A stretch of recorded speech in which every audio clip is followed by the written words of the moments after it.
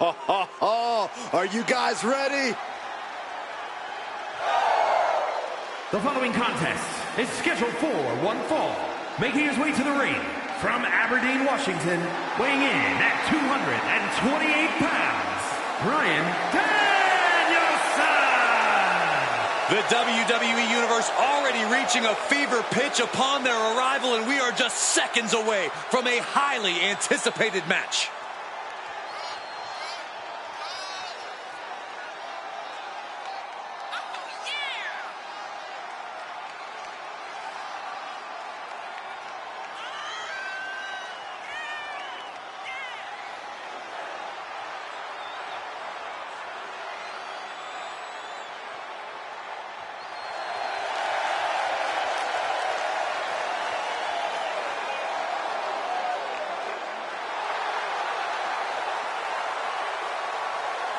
No time to panic. You have to maintain focus on the sinister Finn Balor to have any chance in this match. If you've got nervous butterflies, get rid of them now.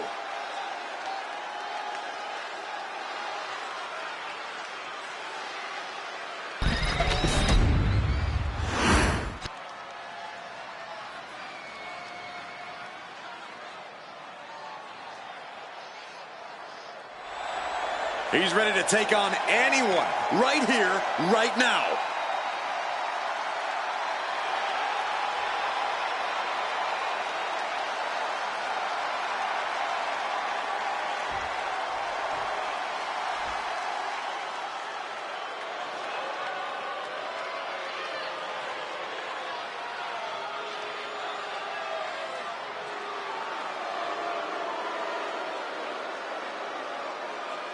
Here comes Finn Balor, ready to pass judgment. And his opponent from Bray, County Wicklow, Ireland, weighing in at 190 pounds, Finn Balor! The Balor Club has been disbanded. The only support this man needs is from his family in the Judgment Day. I hate to agree with you on this, Corey, but you're right. Balor has never been more dangerous, more competitive, more successful than he's been with the Judgment Day. He added the undisputed tag titles to his resume as part of the Judgment Day, and Balor's leadership has brought championship glory to every member of the group. And the Prince is also taking his rightful spot back in the main event picture where he so rightfully belongs.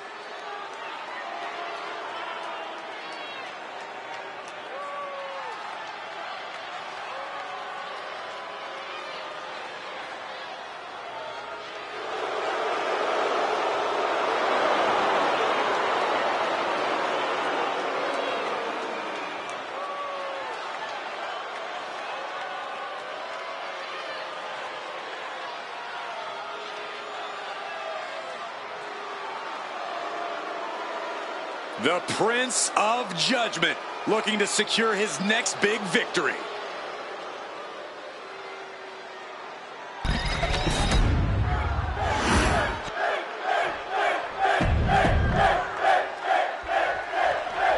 You're looking at a well-traveled superstar who has seen a lot in the ring. With experience comes confidence. There's nothing you can throw at this competitor that could faze him in the slightest. He'll be looking to utilize that wisdom in this matchup. Yeah, but just remember that you always have to watch your back when you're in the ring with Finn Balor, a man who even dares to call himself Backstabber Balor. You've got to admire the guy for being honest and to the point, Saxton. And a quick pin attempt. Elevates the shoulder. Not the worst idea going for a pin there, but it's close. Good golly, Miss Molly.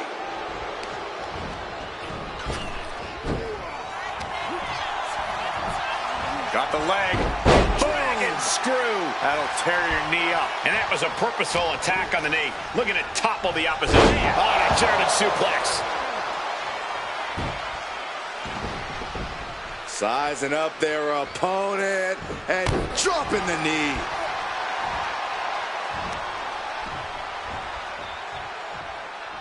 We've heard Finn Balor mention a lack of fear. That has to be a mental hurdle for his opponent to overcome here, Corey. As much as a lack of fear sounds like an impressive trait to possess, it can also backfire. Shedding that fear only heightens the risks that an athlete like Balor is willing to take. If you can buy yourself some time and wait for Balor to risk it, you should be able to get the biscuit. And they tie up with a collar and elbow. Being driven back and is getting cornered now.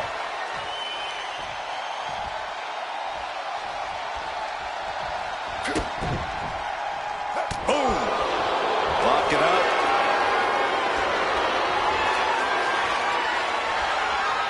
Into a rear waist lock now. Maneuvering out and into control of the situation.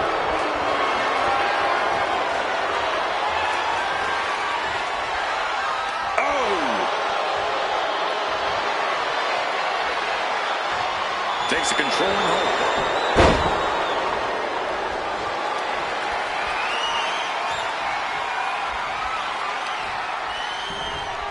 Bam!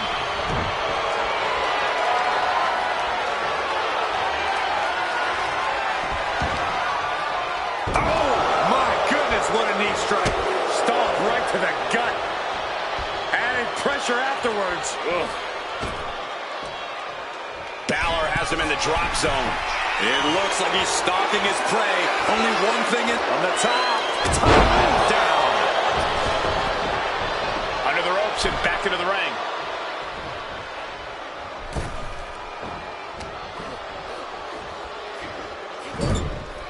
Knife edge chop echoing through the arena.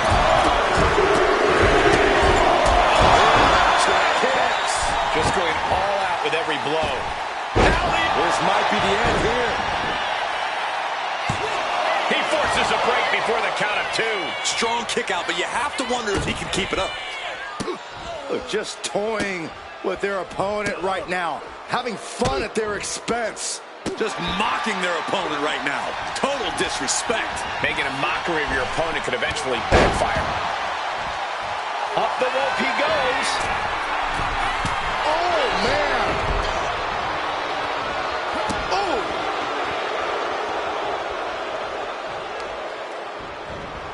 Targeted stop to the arm. Looking for, yeah, the inverted figure 4 leg lock. That's gotta hurt. Escape that in a hurry.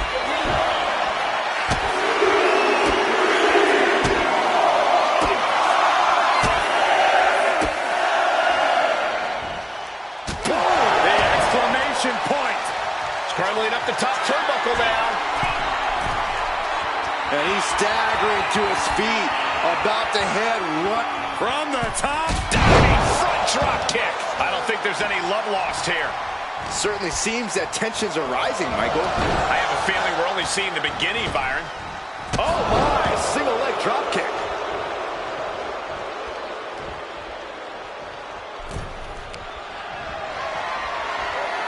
Muscling up their opponent. And launches him into a buckle ball. He's just waiting for that perfect moment. Drop kick right to the knee. Right on the patella. Perched up top. Knee drop.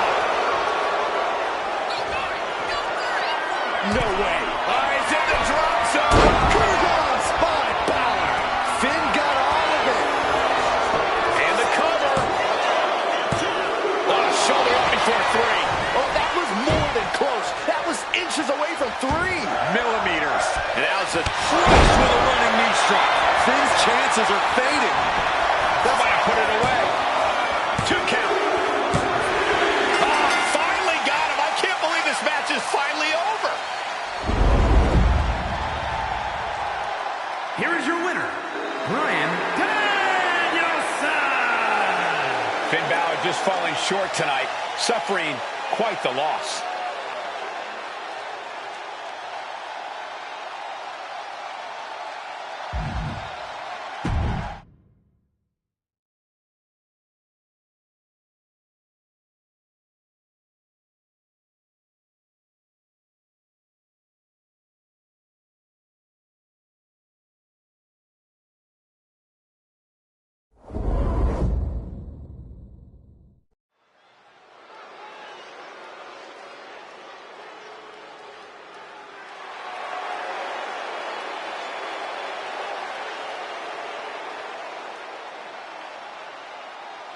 Here comes a cunning technician, Ludwig Kaiser. A man who will stop at nothing to earn the victory. Make no mistake about it, Kaiser is not here for your applause. He's just here to cause suffering.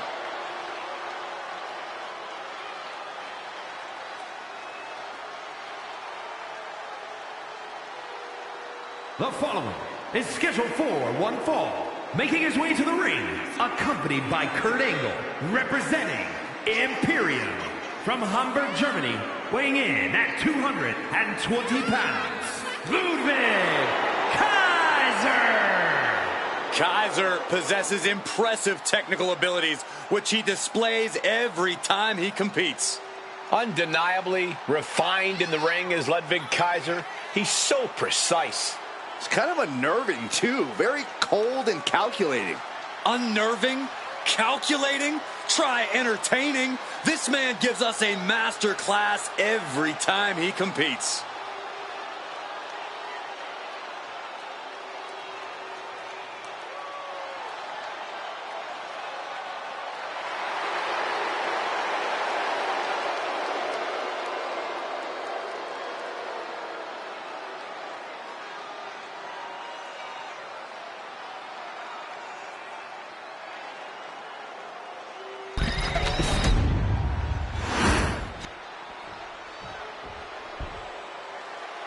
The Ring General making his imposing march to the ring. A man with technical expertise that dissects the human and body. His opponent, representing Imperium. From Vienna, Austria, weighing in at 250 pounds, the World Heavyweight Champion, Gunther! So meticulous, every motion of Gunther's planned to beat the will out of you. And for a man Gunther's size, he has incredible body control and timing of his attacks.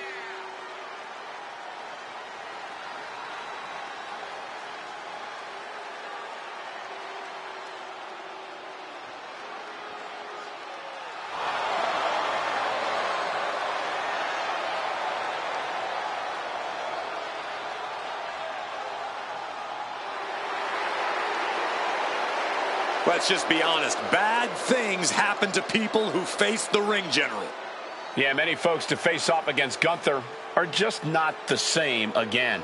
Everything about this man is terrifying.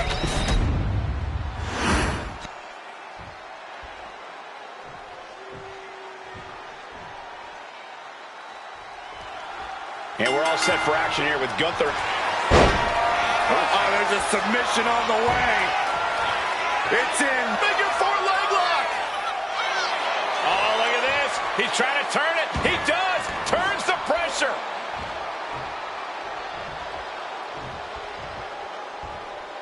Locks up. Getting pushed into the corner. Strong show of strength here.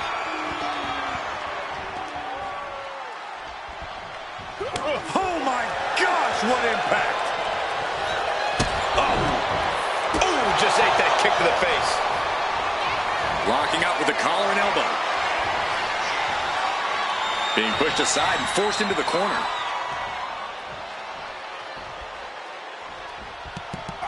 Oh, my gosh.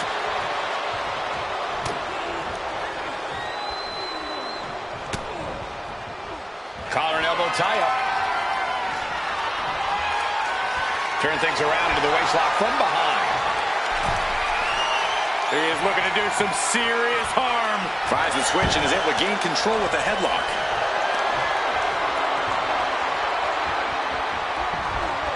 Oof.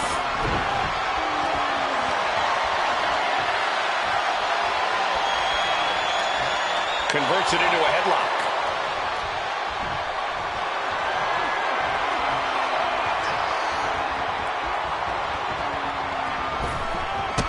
Drop kick.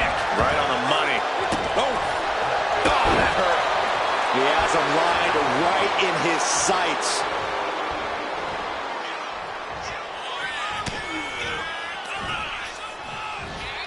Set him up. Russian leg sweep. Oh, there's a submission on the way. It's in. Just within reach of the ropes and forcing the submission to end. What the heck is this manager doing looking under the ring? He can't be acting like this.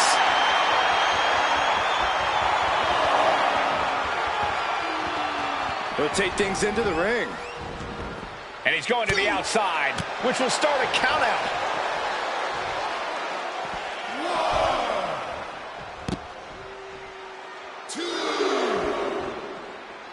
Continually punishing, man. Trying to take away that grip, that range of motion on that end. Corey, what does Ludwig Kaiser need to do in this match to potentially come away with the win?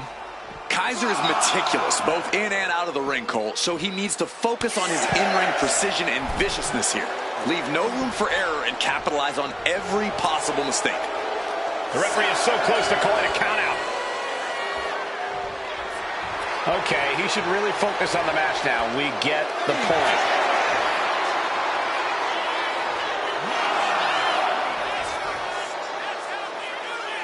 It's over. All in a nice work. Here is your winner, Ludwig Kaiser. Falling victim to the ref's count. This one is over. When a match is decided by countout, it leaves you wondering where this match could have gone.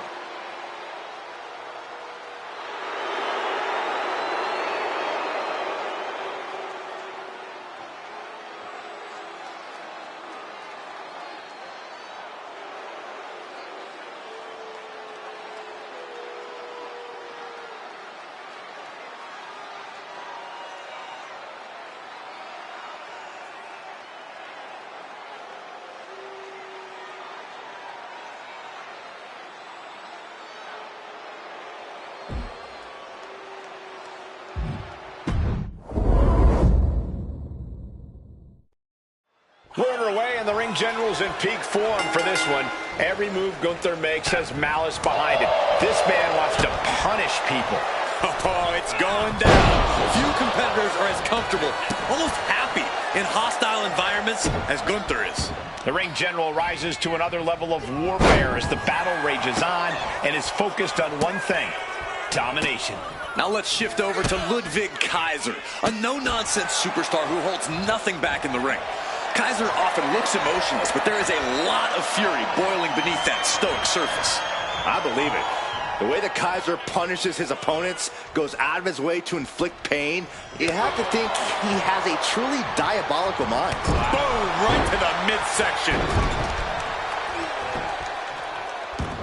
My God, enough!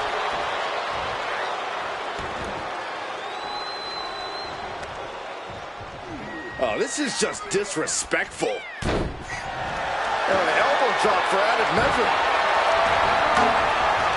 Come on now. What is this manager bringing out? You should revoke his license for this.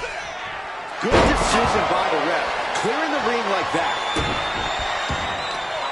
Just muscling up their opponent into the gut-wrench suplex.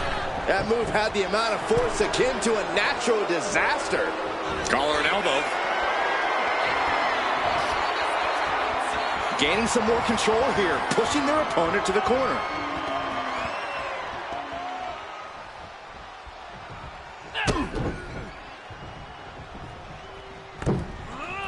High impact crossbody. Corey, we've seen Gunther underestimate his opponents before. Do you think he's doing that here? He could be, Cole, but that's not going to get in the ring general's way. When push comes to shove, Gunther always knows how to get in the right gear to pull out the win. He is getting rid of the turnbuckle pad. Don't say that too loud, Saxon. You might get caught. Oh, no, he can be caught here. Bad spot for him. Fujiwara armbar. And escaping the Fujiwara armbar.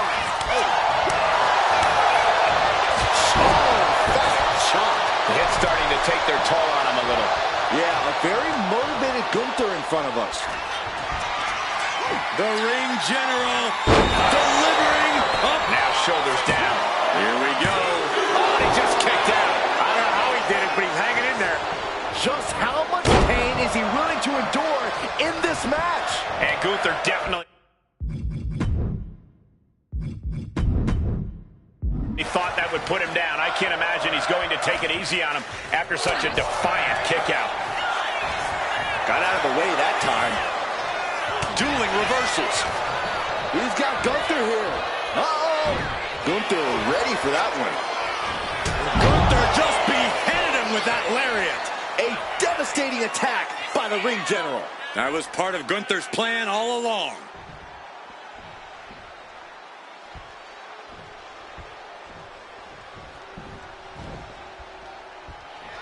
The ring general showing off his power. Powerbomb.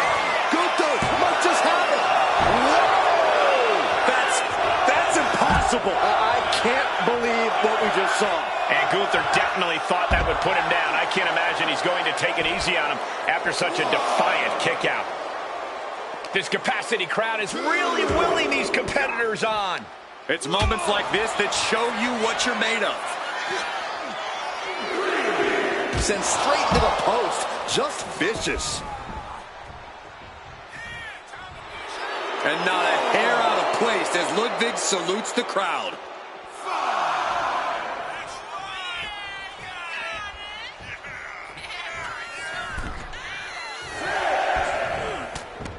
His athleticism is off the charts. Got him where he wants. Death Valley bomb.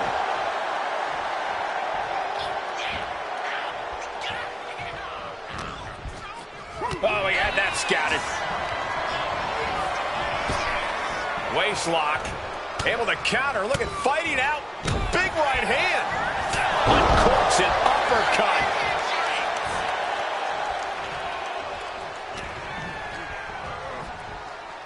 Double underhook applied. Butterfly suplex.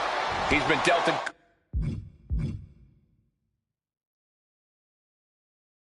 good deal of damage.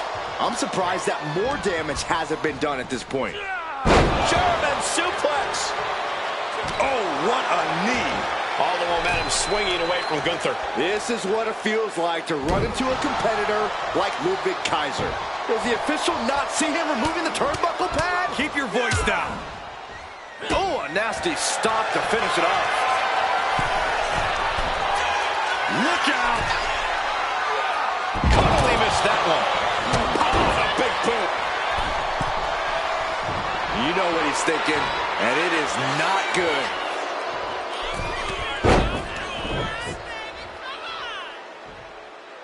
Oh, gets caught up in a bad position. Ludwig Kaiser with an air raid crash. The discipline of Kaiser, not wasting any time showboating, just destroying his opponent. So close. That could have been it. Just mounted with punches and a stop to the gut too.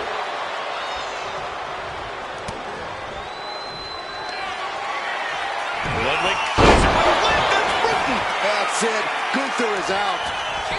Beautiful transition. And now the cover. Kick out. Thought it was finished off for sure. What an amazing level of fight still left in Gunther. Will that be the last opportunity? Is there still enough left in these men? Man, this place is jumping. Caught the clothesline attempt. Countered into an STA.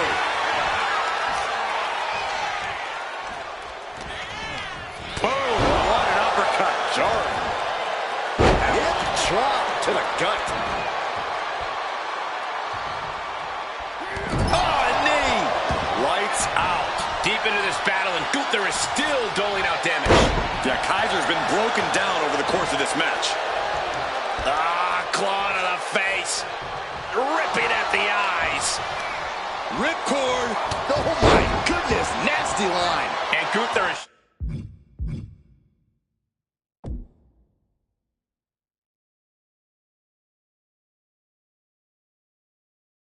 showcasing his arsenal. This is Gunther proving he can always get into the right gear when the time is right. Boom, one step ahead there. There's a submission on the way. It's in. Make it 4 leg locks. No choice but to tap. This could be it. We could... Oh, look at this. He's trying to turn it. He does. Turns the pressure. What a raucous crowd here tonight. Boom. Big boot. And Ludwig can't find a way off the blocks. Kaiser is being worked on heavily. He's been taken hold of. Saw it coming and reversed into the arm drag. Each counter leaving these competitors at a stalemate. Drop kick. Great athleticism. Trying to get vertical, but he has no idea he's in the line of fire. German suplex. Whoa, whoa, whoa. Look at this raw power. Gut-wrench suplex. And he's only got one thing on his mind right about now. Non-stop assault from Gunther here. And inch by inch, Gunther's chipping away at the competition. Ludwig doing what he can to halter the beatdown. Ludwig could be turning his fortunes around. They're going to have to try to fight out of this. The ring general. Delivering again. Just ended. And Gunther scores the win. Here is your winner, Gunther!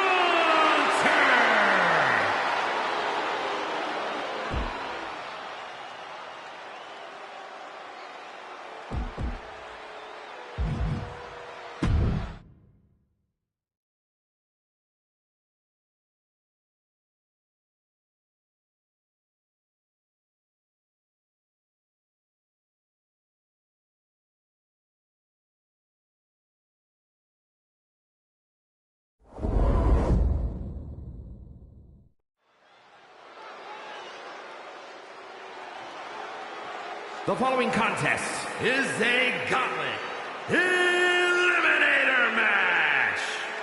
The rules of the match are as follows.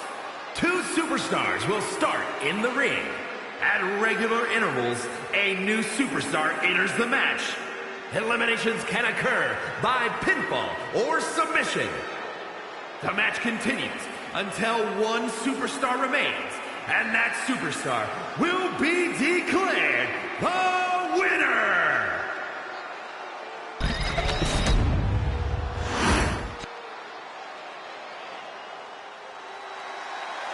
Oof. It's about to get hot in here. Oh, compose yourself, From Saxton. Miami, Florida. You want a towel? A proud Cuban with a spicy attitude. And MMA skills to match. Don't you dare make the mistake of judging Lola Vice by her size.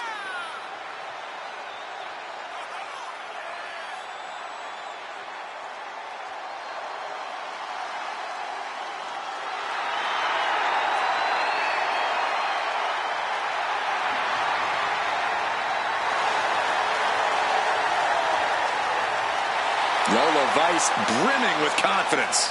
She certainly has this crowd's attention.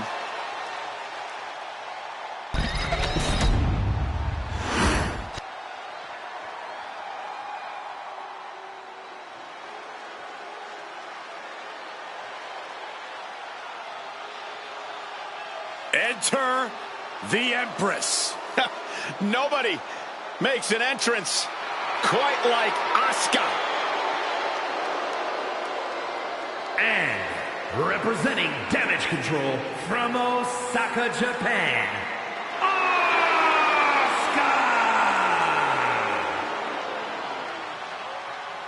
Byron, you are definitely not ready for Asuka. Oh, hold on, Michael. Maybe on a good day. No, not on your best day. But for once, there's no shame in that, Saxton. No one is ready for Asuka. Can I finish my thought? I know you're scared. I get excited when I see Asuka. I'm sorry, Corey. Continue. No, go ahead. No, you go ahead. Maybe you can borrow Asuka's mask, Byron. Anyway, she's a Women's Grand Slam champion. Raw Women's title, SmackDown Women's title, NXT Women's title, Women's Tag Team title. Asuka marches to her own drum in life and in the ring. A lethal striker. By the time her opponent knows what hit him, it's too late.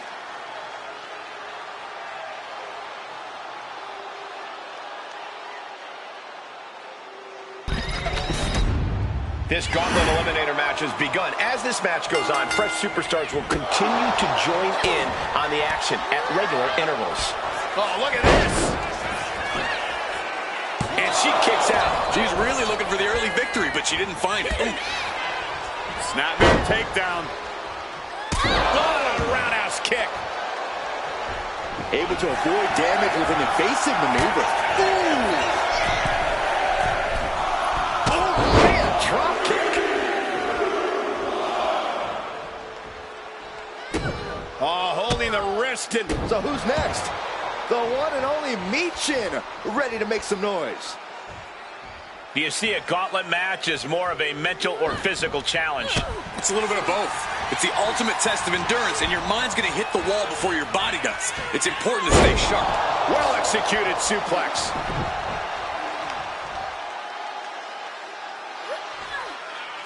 Extremely painful hold there. Oh, my goodness. And any one of those shots could take you out for good. Michin sidesteps out of that. Oh, that hurt right to the kidney. Golly. Here comes Zoe Stark to enter this gauntlet match. Lands the knee. Dangerous intentions in her mind right now.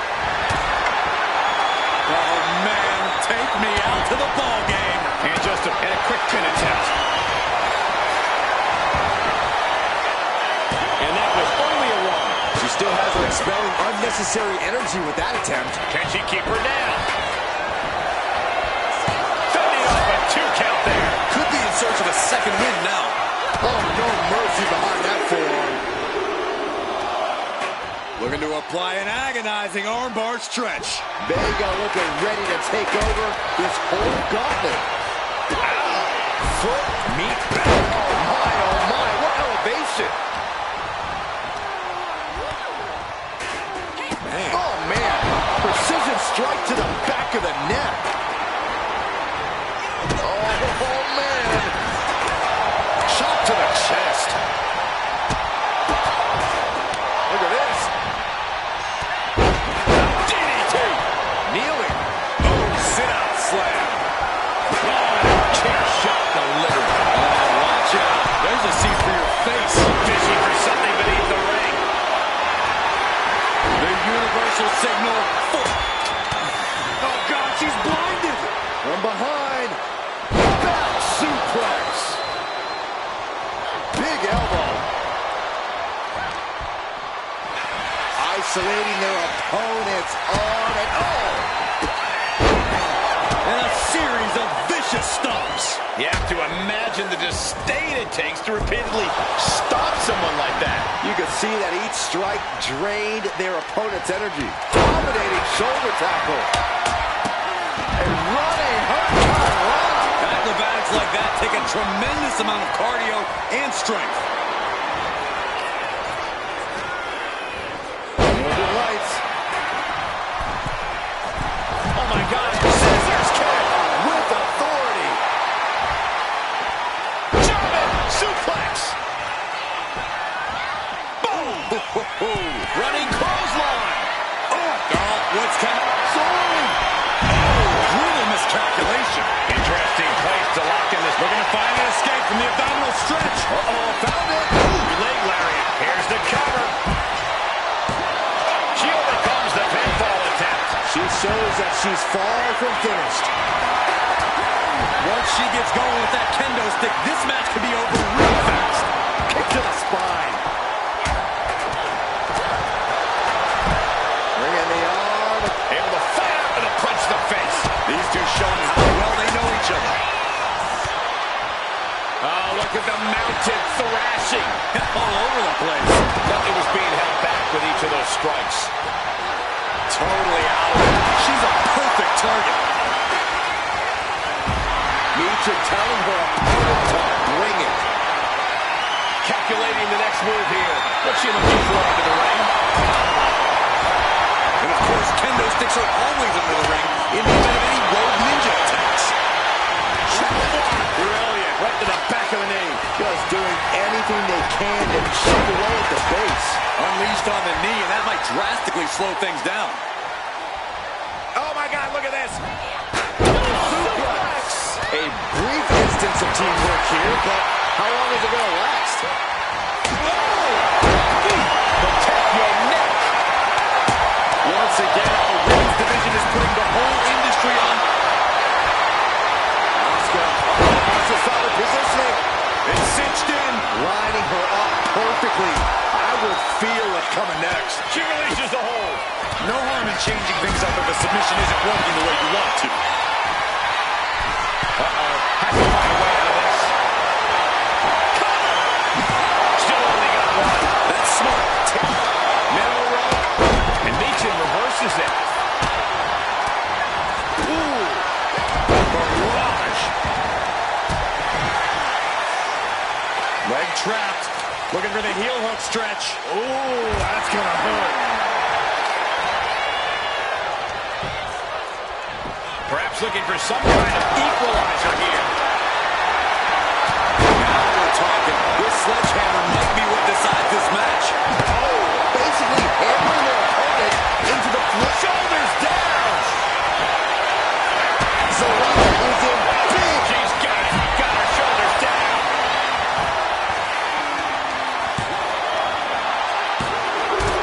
Takes down Zelina Vega's been eliminated. She is out of this gauntlet match. That's an elimination, but this isn't the end of the... Let's go for submission hold.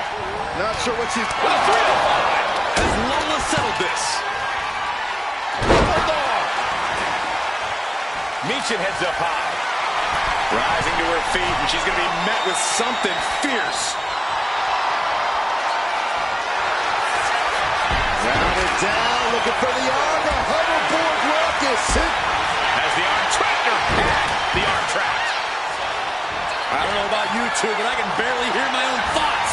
The WWE Universe is making their feelings heard loud and clear. Zoe Stark. She countered that into her own offense.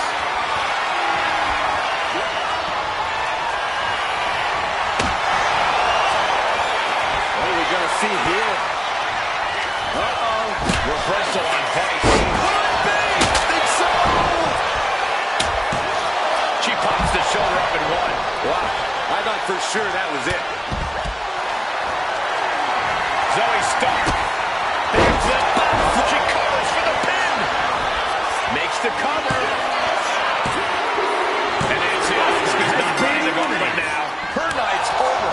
Another combatant eliminated, but 3 opponents are waiting in the wings. It knew what was coming there. And gets sent right into the corner. Knife edge chop echoing through the arena. And she heads out to the floor. Obviously was in need of a breather.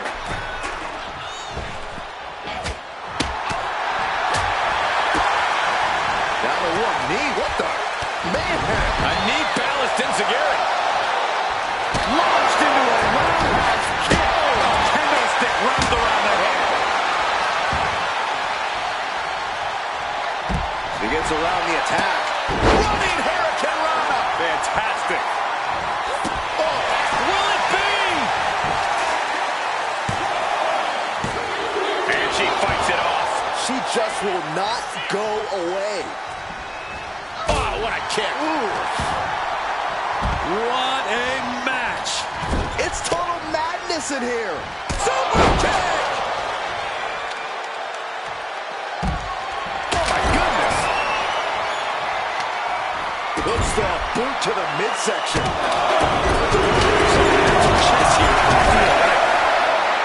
She's psyching herself up now.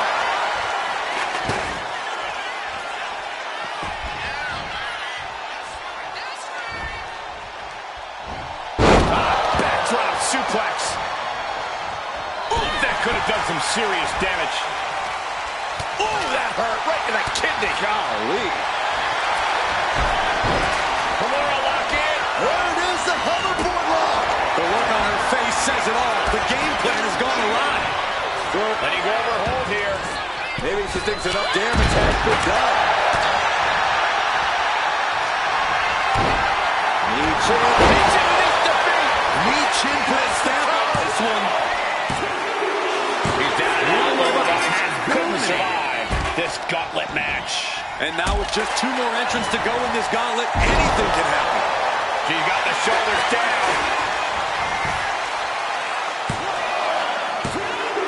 Eliminated. Superstar has been eliminated from the gauntlet. Coming in fresh, we've got the last competitor entering the gauntlet. And Hale may be getting pushed beyond her limit. It's time for Thea to tap into whatever she has left, or else things might get worse for her.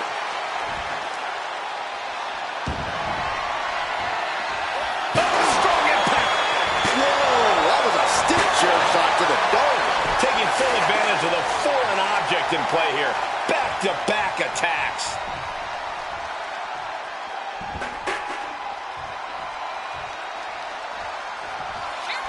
Meechin sizing up her opponent. And here it is. Protect your neck.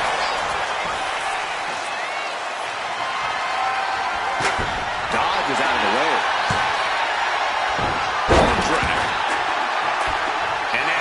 For the win. Shoulders up before 2. I gotta tell you, I thought she was done there. Punishing double axe handle.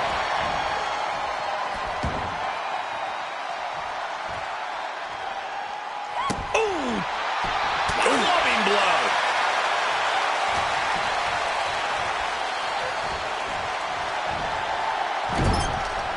Knife edge chop echoing through the arena. Torturous focus on the leg in the corner.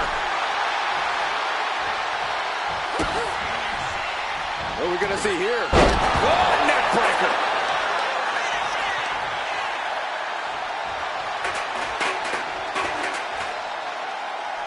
Here's the pin attempt.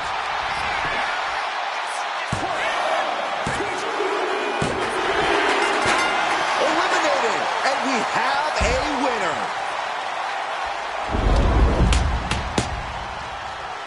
Here is your winner, Ran the gauntlet and came out on top.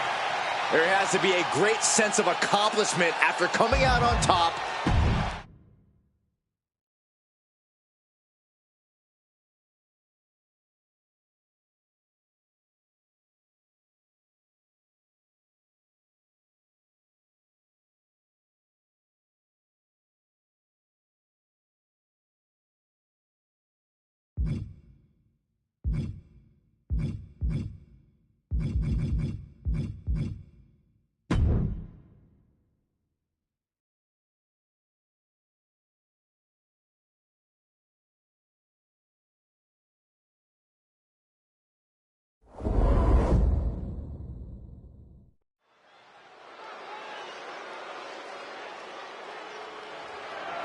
The following contest is scheduled for one fall and is for the World Heavyweight Championship.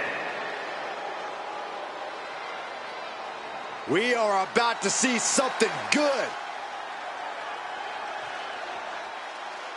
Remember, guys, the title is on the line here in this one. And I don't remember the last time the champ was in this much jeopardy, Cole. Tonight might just be the night the title changes hands.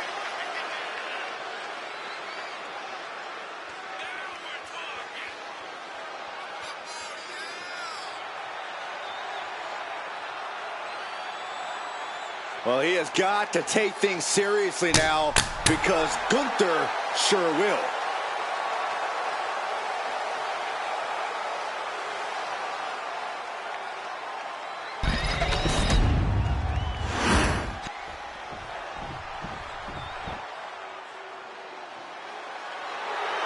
Gunther is here and ready to prove that the mat is sacred.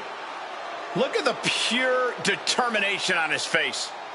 It's determination and confidence, Cole, because Gunther knows exactly how good he is. Gunther knows he is on another level.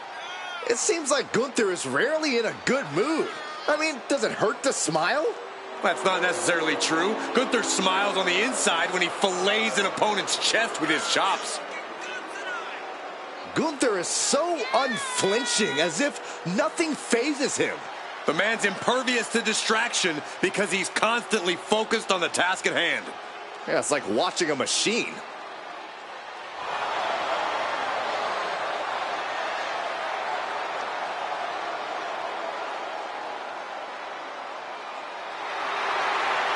Dominant, proud, superior. Gunther is a true classic, a true throwback to a bygone era. Looking to remake this entire industry in his image. And we're about to see the next step in that plan here tonight.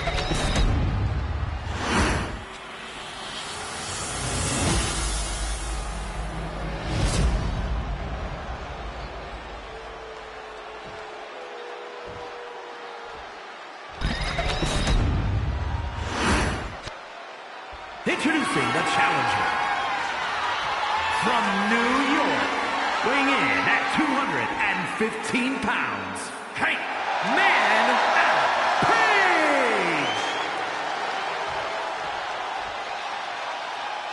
And his opponent from Vienna, Austria, weighing in at 250 pounds, the World Heavyweight Champion, Gunther!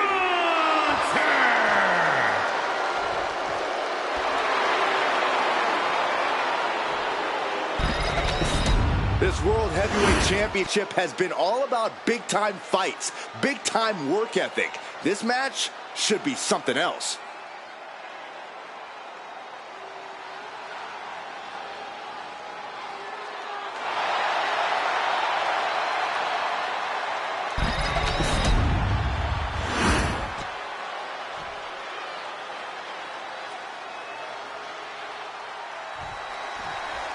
This match is for the World Heavyweight Championship, a title that adds instant prestige to anyone's resume.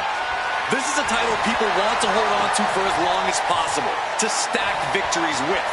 You are a top spot guy when you're carrying the World Heavyweight title. Possessing this championship makes you a history maker, plain and simple.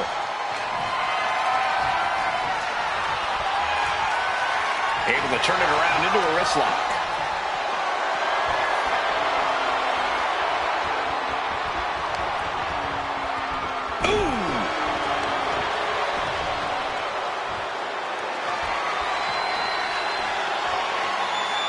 And found a way to turn the table, holding on to a wrist lock.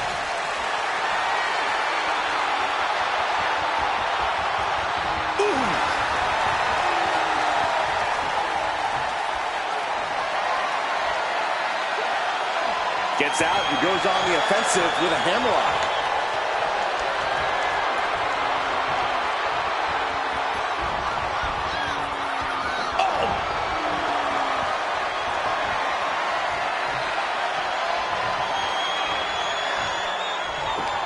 Big takedown right there. Locking up with one another. Shoved right off. Oh, emphatic chop. Oh, ouch. Hip drop to the gut. The challenger taking some minor damage. Yeah, Gunther just ramped up his intensity. All tied up now. Aggressive shove there. Hoisted up high here. Oh, someone call a dentist. Now a series of vicious stomps. Oh, man, that's like death by 1,000 cuts. Picked up and being carried around now. The fallaway slam. It wasn't the higher distance that caused the damage, but they certainly contributed.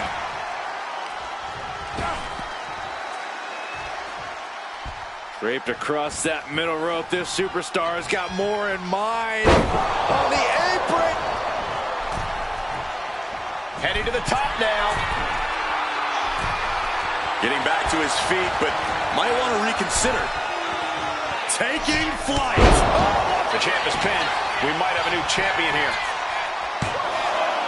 And he powers out. And frustration might be starting to set in. And a stop to the gut, too. Corey, what do you have to do to gain the upper hand against an impressive competitor like Gunther? As impressive as the ring general is, he tends to underestimate his opponents. You can use that against Gunther. Remind him you are more than worthy of sharing the ring with him, and he will flounder. Across the top rope with a neck breaker. Sliding back into the ring.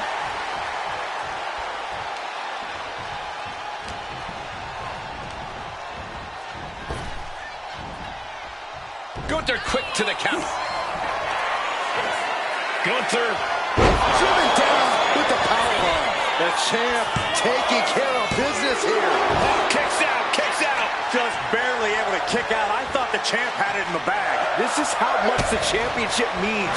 You can see the sweat drip out of the challengers in every pore.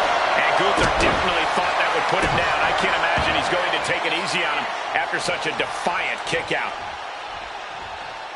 No, no, no. Crossbody To the floor. pinpoint precision, right on target.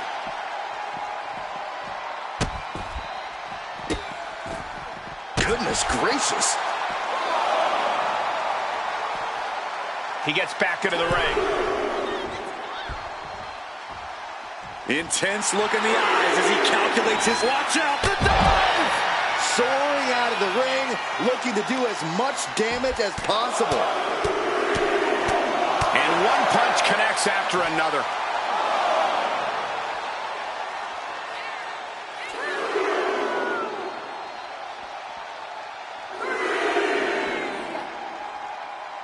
And now he gets back into the ring.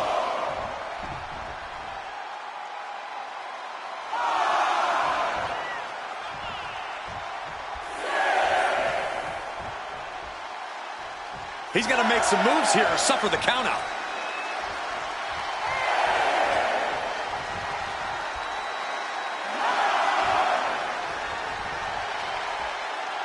And you can put this singles match in the books. Here is your winner, Man Page. A big loss after that countout. It would have been great to see a pinfall or submission win here. Quite a shame it ended by countout.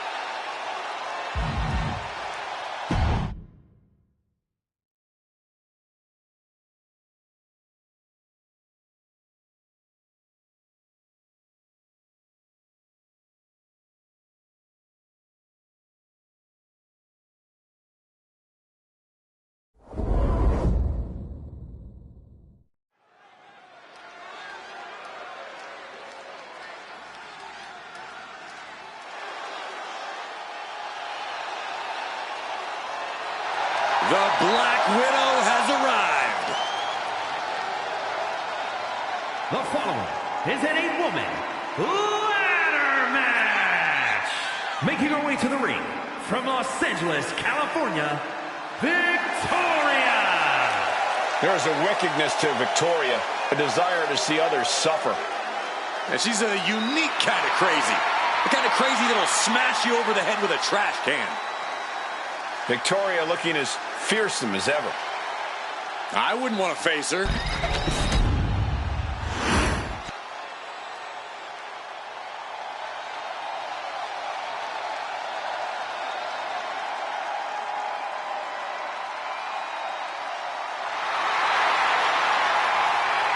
The high-flying Hall of Famer.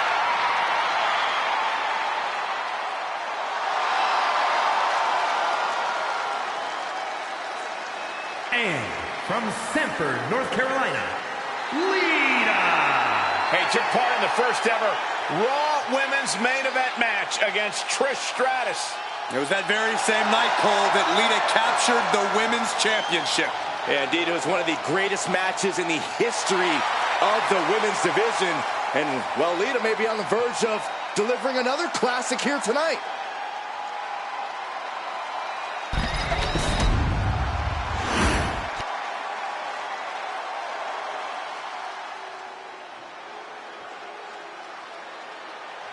Here comes the frightening look, the terrifying intensity of Bull Nakano.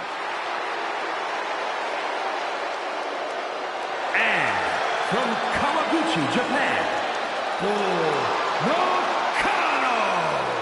Easily one of the most devastating competitors in WWE history. Yeah, Bull is absolutely merciless on her path to destruction, and she's blazed the trail for women's wrestling. The definition of larger than life, and not just because of her hair.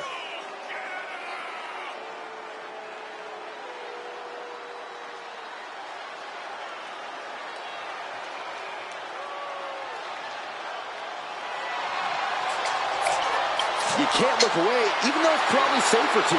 Oh, there's no fun in that, Saxton. Safety's out the window when Bull's around.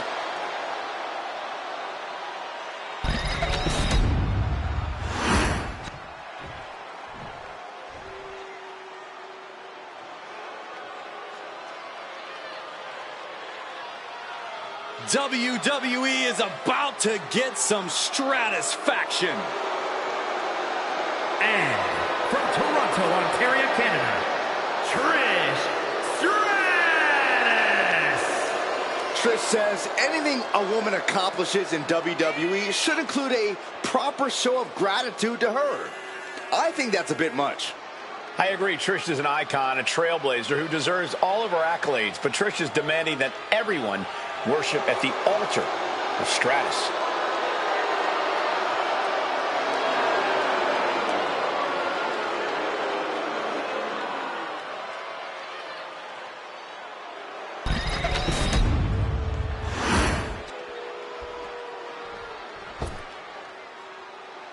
Prepare for the unreal aura surrounding Julia. One of the most anticipated international signings in WWE history.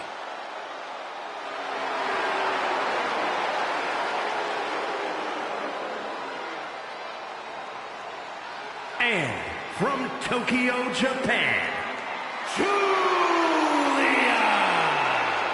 Some would say Julia has already lived up to the hype and continues to do so. Already countless main events on her resume and an NXT Women's Championship to her name.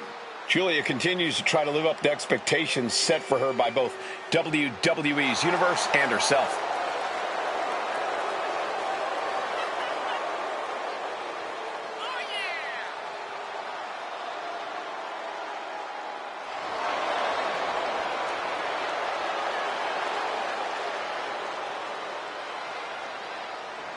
The beautiful madness, ready to be unleashed. Only time will tell as to whether or not Julia can be contained or tamed tonight. I'm going to say highly unlikely. Can't believe I'm agreeing with you.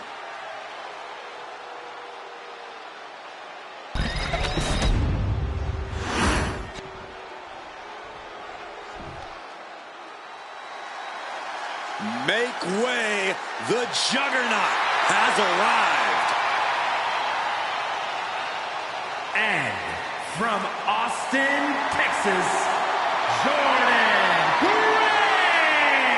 Grace. Jordan Grace appears to be carved out of marble, a true specimen. And her muscles aren't just for show.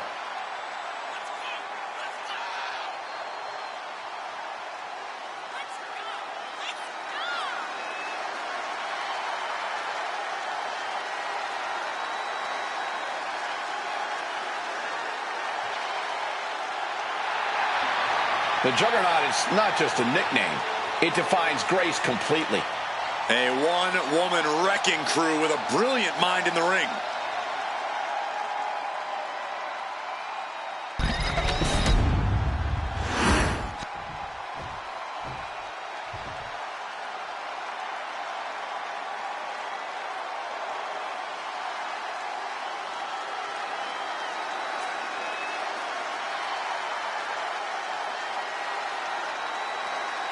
There's a chill in the air, and a storm has arrived. Jade Cargill bringing new meaning to the term larger than life.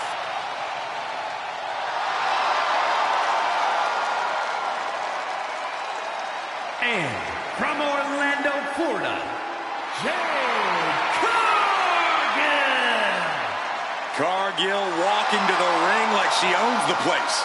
Well, I wouldn't want to be the one to tell her she doesn't. Look at her physique. The living embodiment of star power.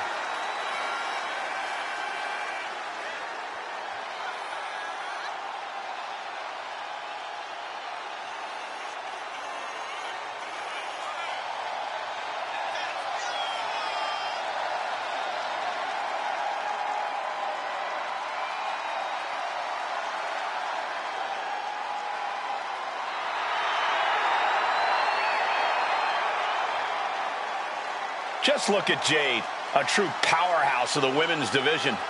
Yeah, a living marvel with otherworldly athleticism. And the scary part is, we've only just scratched the surface.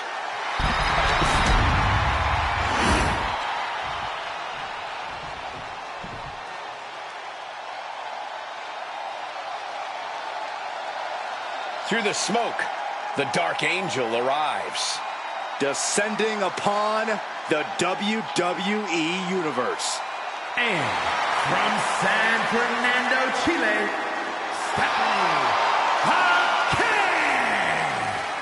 Stephanie acknowledges she didn't become the best luchadora in the world overnight. Her training took years. Valkyria has spent years traveling the globe, honing her craft in Japan, across North America, and her native South America. And now she's ready to show the entire WWE Universe what she can do.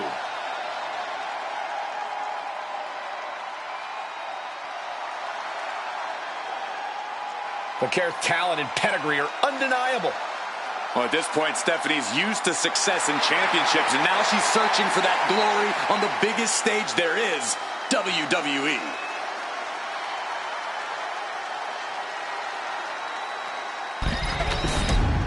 There's the bell. This Money in the Bank ladder match is now officially underway, guys. Oh, man, I can already tell this match is going to go in some interesting directions. Yeah, the path to grabbing that briefcase is never an easy one. Things are about to get hectic, gentlemen. Driven down face first. Stomping the arm. Cargill just looking to humiliate her opponent.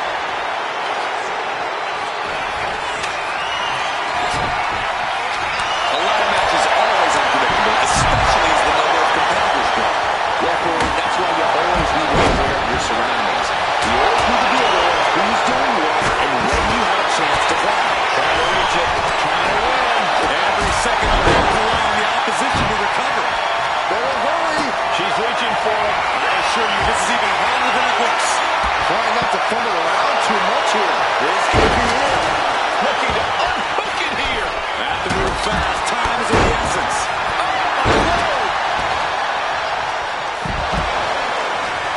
Rear European uppercut. Just sent crashing to the arena floor. She's rising up. Rising into a precarious position. Look out. You gotta be kidding me. That's going to be on highlight reels for a long time. Incredible courage to even attempt that. Boom!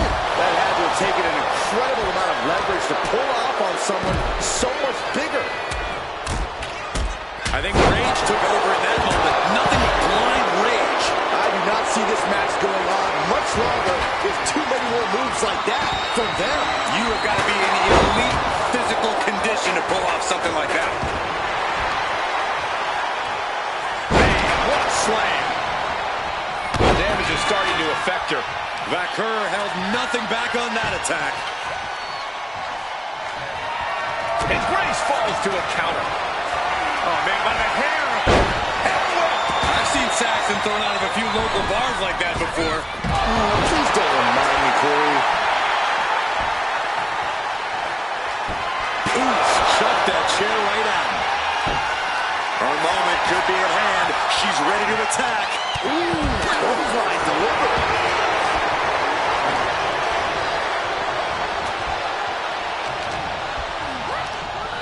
forcing her right out of the ring. Incoming. Brutal stomp to the body. Any chance that Tova will be set up for a lovely spread? Never mind, it never happens. Someone is likely going for it. No time for butterfingers now. She's got it in her hands. Can't waste any time now. Gotta get it off that hook. You're so close. Looks to have a firm grasp on it, too. Here we go. Vicious attack. They outlaw that move from other sports. Grabs it, and the ladder match is over.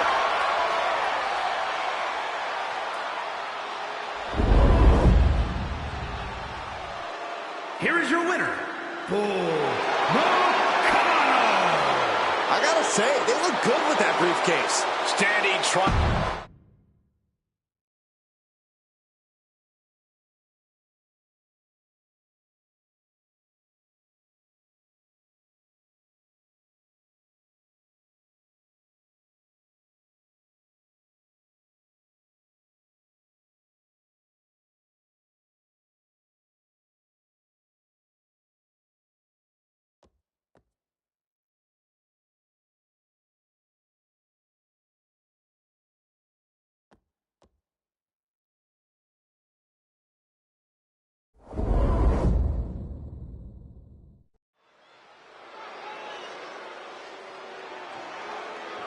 The following contest is a gauntlet eliminator match.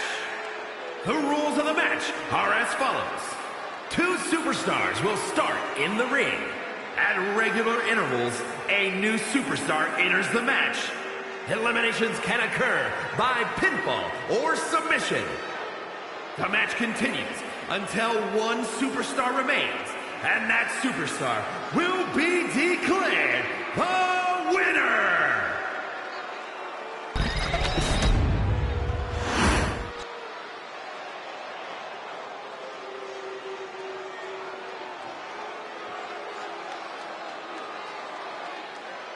Grayson Waller, one of the most annoying competitors in all of WWE. I think you meant to say coolest. No, I meant annoying. And representing A-Town Down Under from Sydney, Australia, weighing in at 206 pounds, Grayson Waller. Already quickly risen through the ranks of NXT. Never afraid to pick a fight, though there's no guarantee he'll actually fight fair.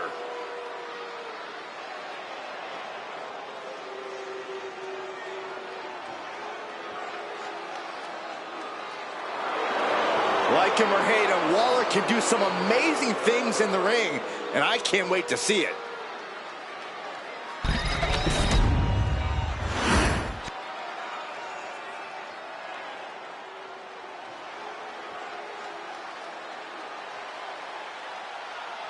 Everybody show some respect for the Dawn.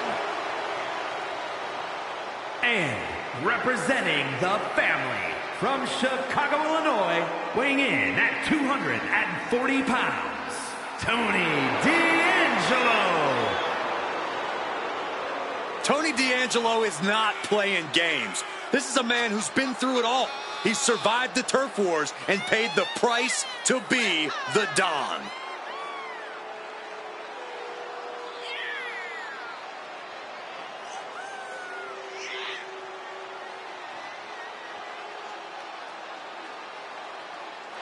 D'Angelo has already developed quite the family in NXT, amassing success and winning titles. But now the question is, can he keep focused and succeed in all of WWE? Well, he better, because there's always competition to unseat the Don. Gauntlet eliminator match starting off hot. These two are going to have to pace themselves, and either one of them hopes to make it to the end. All gauntlet matches are a marathon, not a sprint. Lethal combination. And with an onslaught of strikes like that, it's clear they have nothing but punishment on their mind. Ah, foot just stomping down.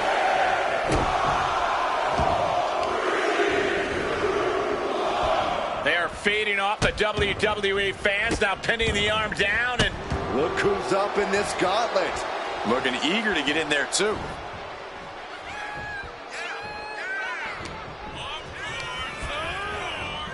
Elbow on the spot. Now Tony is getting beaten down. Waller is determined right now.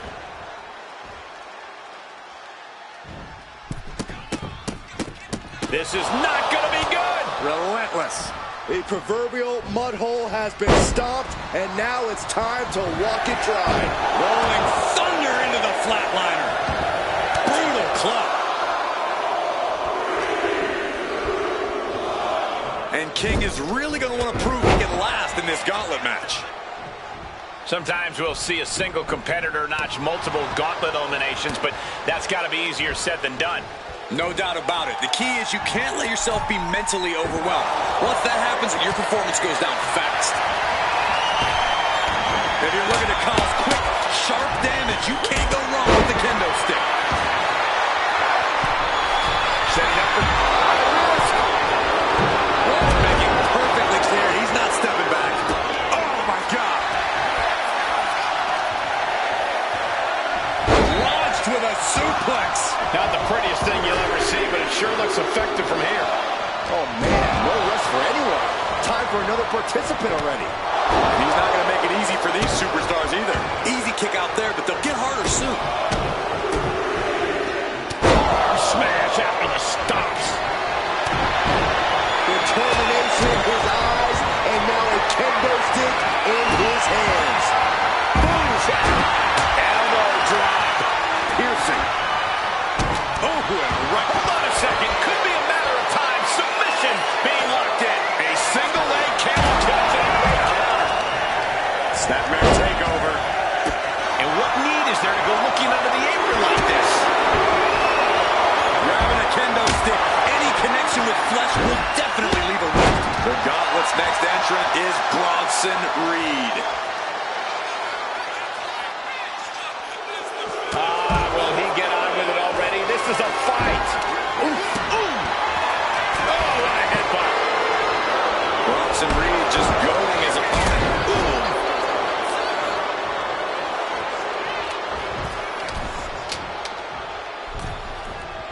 Wow. Ooh. He's doing everything he can to fight out of this tough spot. Has him in the corner, thinking of the next move. Put on the top rope. Something big's coming. Ooh. He's hurt. This game's about winning at any... And Reed with a counter. Neckbreaker. The agonizing impact. That may well be a turning point in this match. Oh. What a shot. I understand getting yourself fired up, but he needs to stay on his opponent. Deliver an attack with intentions of cutting down their base. Two. Powers through after two. Very close. Fatigue clearly setting in. The spine buster. No doubt D'Angelo ended this. There's two. Breaks the close count. Somehow, some way, he is still in this. Good Lord, what a shot. Someone's got to get control of this thing. Launched with a belly-to-belly. Snap suplex. Kendo stick to the skull. Boom. And he throws the opposition back into the ring.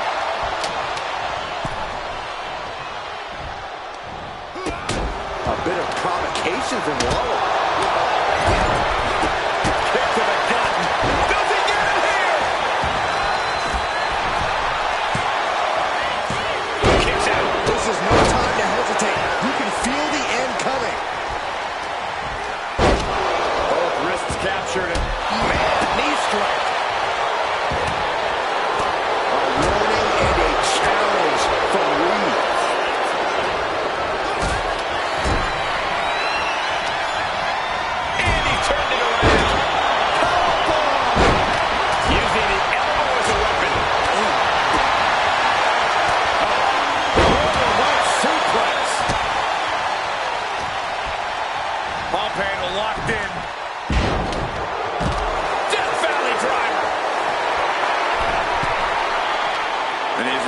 prey stumble right into his trap.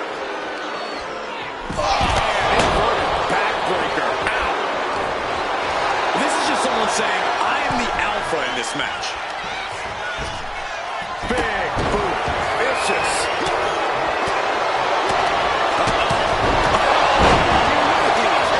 Back of his neck. Ooh, jarring right hand. Somersault on three. Is it enough? The cover. Two.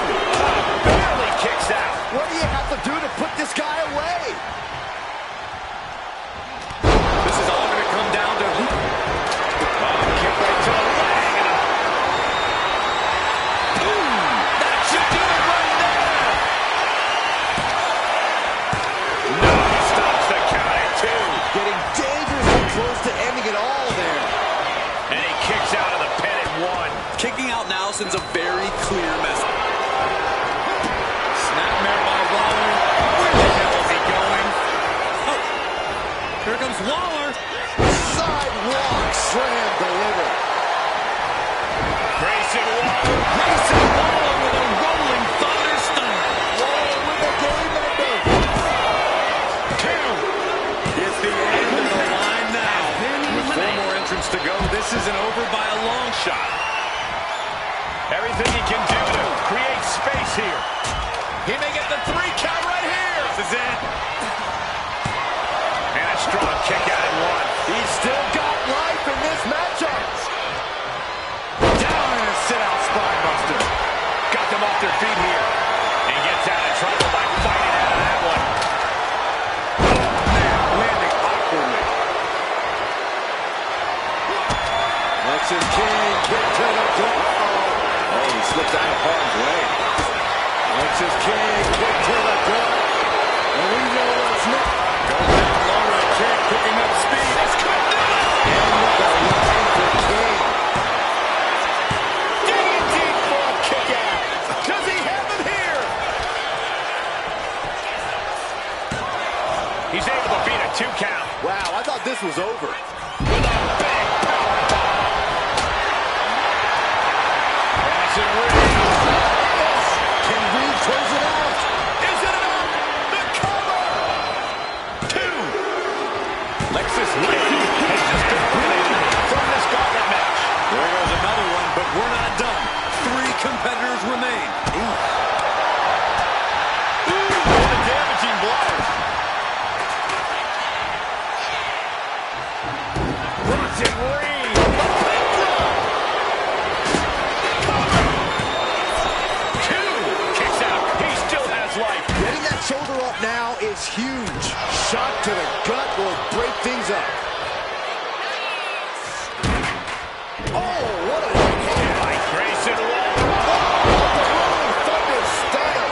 Will Bronson get back up? 2. And a kick out. No one saw that coming. Somehow, someway, escapes defeat. Stewart. Well, you gotta believe he'll be looking for the kill shot one more time. Shoulder breaker. That is gonna hurt. Placed it over into a suplex.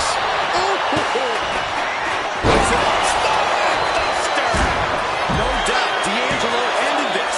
There's 2. A premature end of the night here. And after this, 2 more entrants to go. Bang!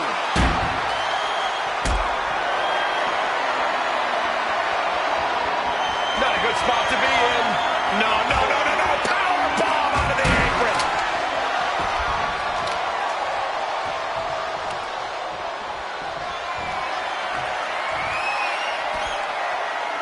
A warning and a challenge from Reed. Oh! Ooh! He is in the zone and he wants everyone to know it. As their opponent nicely executed Northern Light suplex.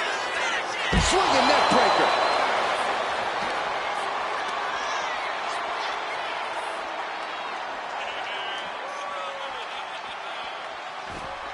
Oof. It's been a struggle for these competitors to find an end to this match. But the struggle's worth it. With every move you make, you hear this capacity crowd following you on that journey.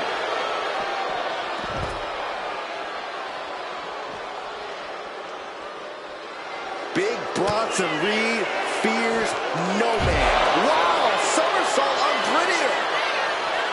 Showing no sign of respect for his opponent. Bang, what a boot. Grabbing a hold of the arm. Oh, drop. And Tony just taunting his opponent now.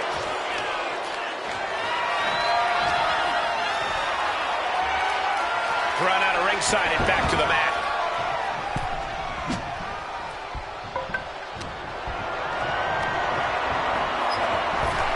Look at this from D'Angelo. There's a cover. Could be it. Shoulders down. He's still in this fight. I can't believe this whole arena's in shock. Yeah, but no one's more shocked than the man who thought he had a pinfall. Man, it might be time for a change of strategy. His best move didn't get the job done. He's in a bad way, but still has something left in the tank.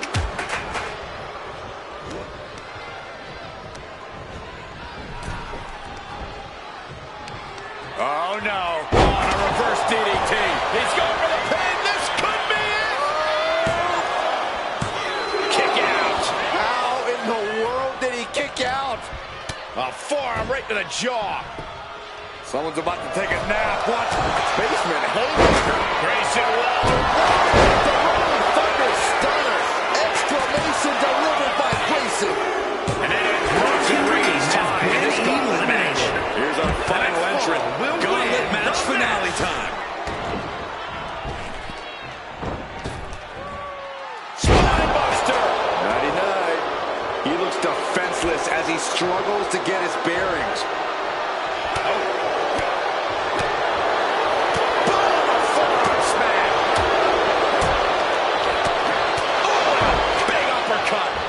Letting him get to a standing base, moments away from having him exactly where he wants.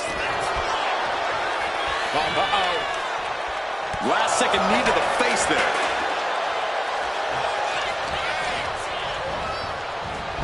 Oh, back elbow.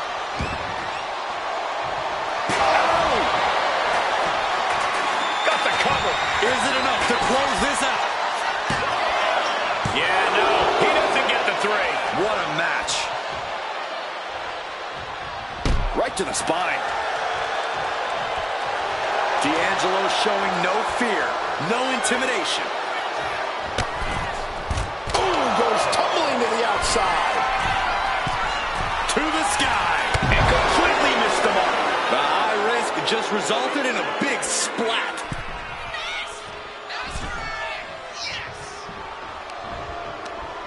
Ripcord. Lariat.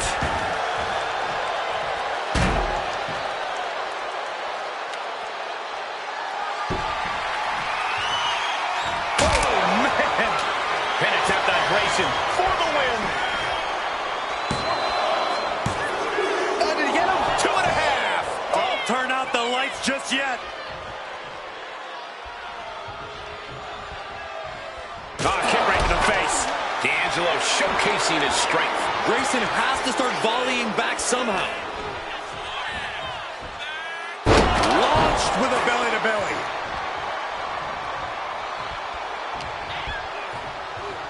Oh, look at this. A release belly-to-belly.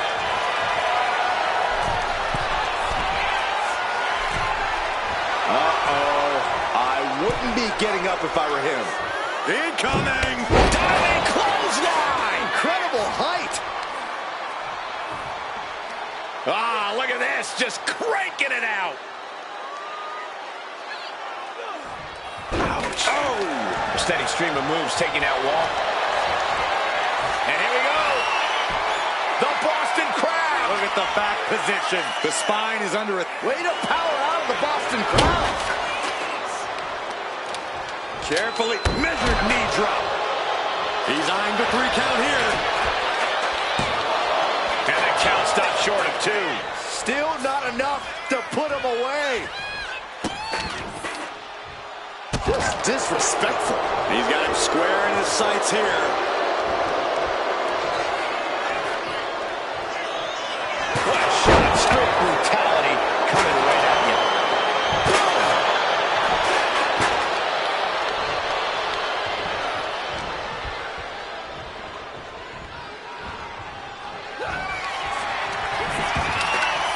Anderson Waller setting up his opponent, heading to the outside.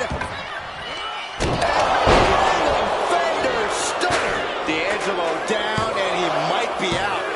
No, my, that was close. I do not know how they got up from that. Operating on pure instinct and adrenaline right now. And the heaviest hitter in the arsenal was not enough.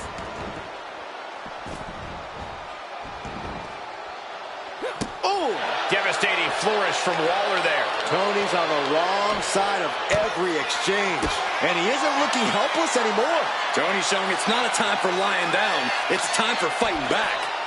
Into a chop block.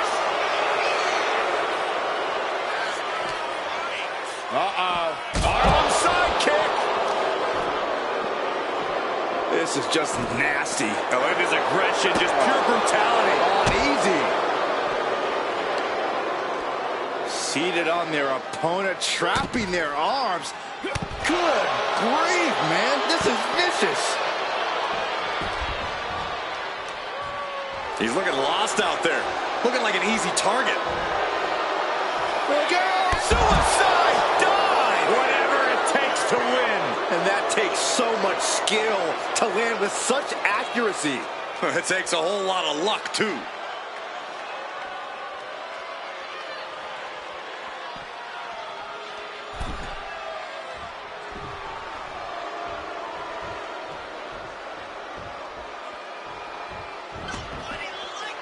And Tony just taunting his opponent now. Somersault look prettier.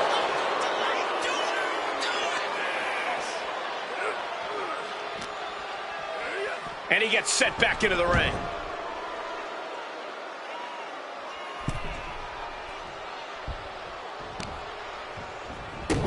Stopping their opponent. And the forearm smash. D'Angelo looking powerless to every attack. And I don't think any... Here we go. From the top. Finds the mark with a leg drop. Shows great wherewithal there. Ooh, merciless looking blow.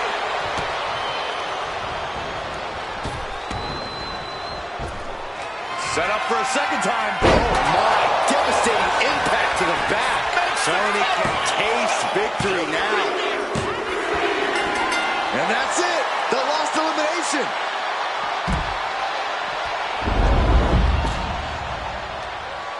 Here is your winner, Tony D'Angelo. What a gauntlet match we just witnessed, folks. Much respect to Tony D'Angelo. Yeah, he had a game plan and he made it happen. You gotta respect that.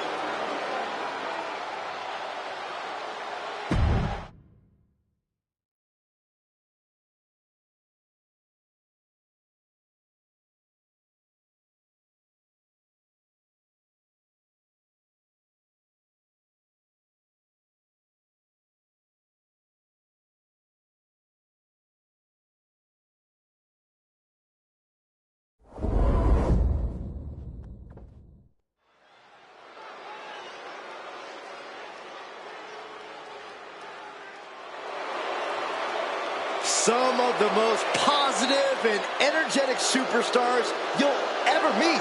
The New Day. No one gets the crowd fired up like the New Day. The following contest is a tag team match set for one fall. On the way to the ring, at a combined weight of 417 pounds, Xavier Woods and Kofi Kingston, the New Day. I look at these guys and I think two things.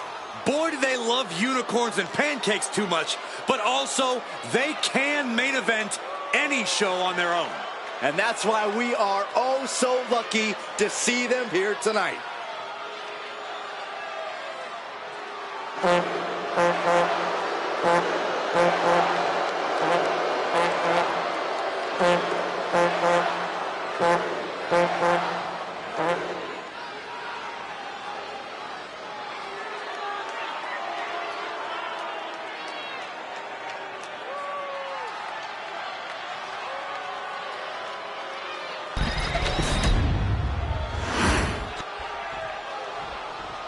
This is gonna be good.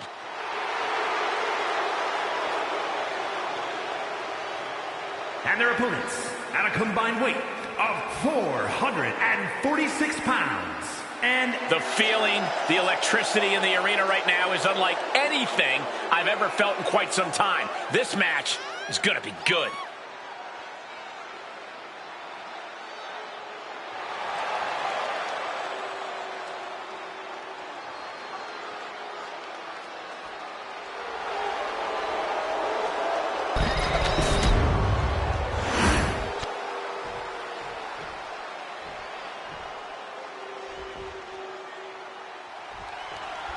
Representatives of the New Day out here for this match.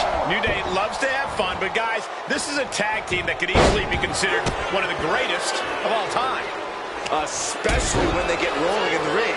New Day loves to pick up the pace, get the action going, and get the crowd pumping. Absolutely, Byron, and you can bet they'll try to do that here in this one. Each team looking to make an impact, looking to shake up the landscape of the tag team division. I'll take it one step further, Saxton. These teams have a goal of dominating the division. Send it to the corner. Knife edge chop. Sharp knee to the body. And retaliates with a counter.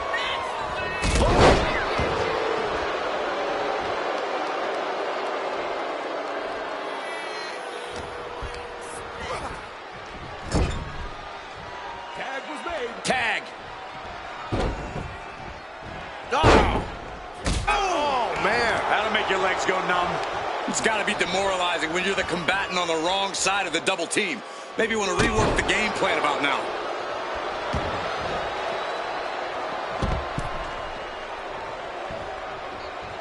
And Kofi knows it is game time right now. Look out! Sentai!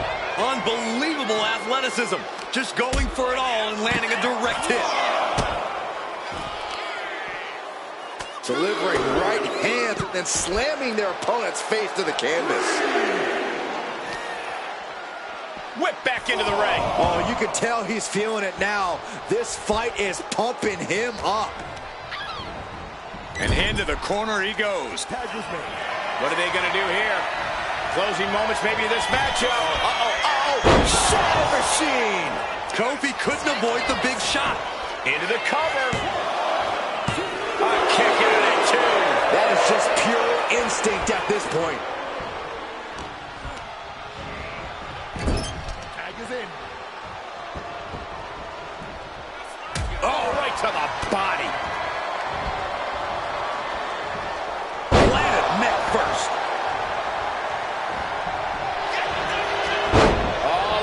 Schoolgirl! He didn't even let the ref start the count. Beautiful athleticism. DDT.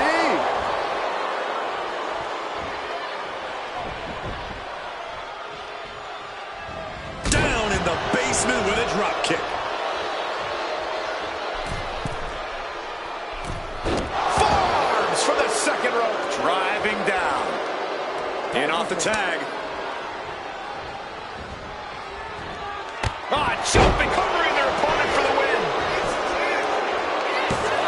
He got the shoulder up in time. It's hard to believe, but it looks like he still has some gas left in the tank. Tag's made. Oh, yeah. Not waiting any longer to get in this. Totally helpless at the moment. Piercing the throat. Boom.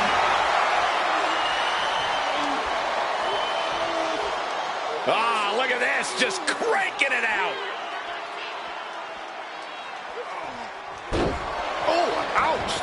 Playing possum! Shoulders down! Shoulder up before the count started. Ow! Ow! From behind. Back suplex. He catches Woods with a counter. German suplex! And the frenetic pace the New Day loves so much got a bit halted there.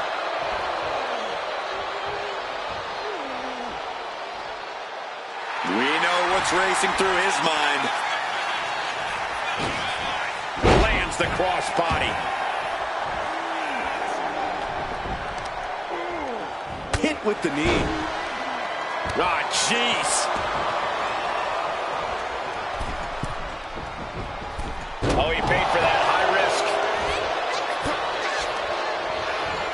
Gets driven into the corner.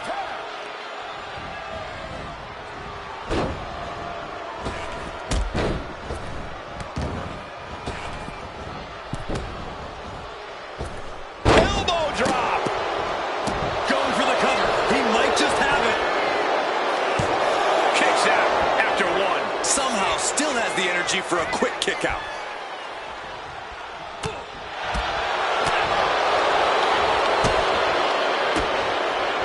Oh, he flips that around. Oh, knee to the breadbasket. Climbing to the top. What's he have in store? Oh, look out. Diving hammer strike. Target square on Kofi. He's in trouble. Kofi stuck in his grasp. Oh, driver. Spiked him. Come on, Kofi, get up.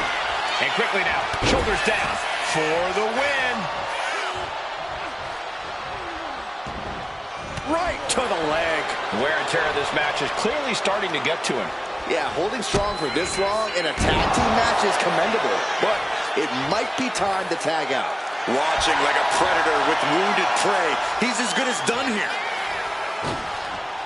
Crossbody. These men have been giving each other such a beating. And you can see the toll of that beating taking effect with every movement. Got the tag. And just in the nick of time. Xavier Woods. The elbow. Xavier got the shoulders down for the win. And he fights it off. Almost inhuman at this point.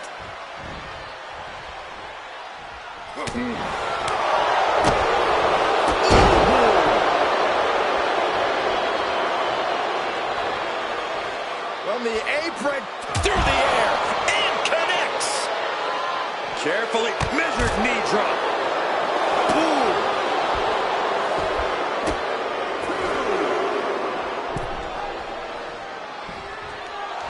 Oh, shocking inside cradle. Small packages could be it. He wasted no time kicking out there. How did he do that? Tag made. Ooh.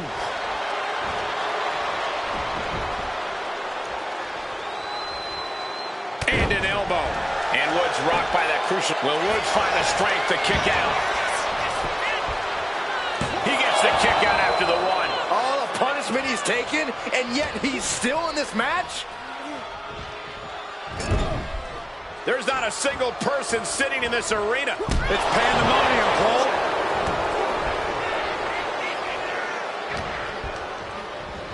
Getting him right into the corner. Oh my God, what a leg drop! Hooked up. Ah, shin breaker. Getting the fresh partner in here. And here we go. There's the crucifix, nicely done. Tag made. Fresh partner in. Textbook jumping clothesline. Oof. Wait a minute. Setting in. Devastating submission coming. This is the... Right now he's looking for any way to break out of this, and he does. And Kobe fights back. Fatal, sir. Hoping that was enough, was it? Fights out at two. You got a question. How much is it worth? How much is it worth to continue through the agony? It's obviously worth everything. Obviously worth every drop of sweat on the ground. And that DDT was well delivered. Xavier Woods tagged in.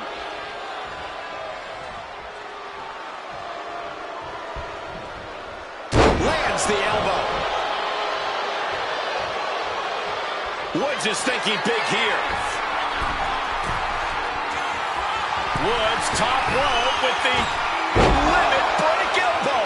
Woods about to end this fight.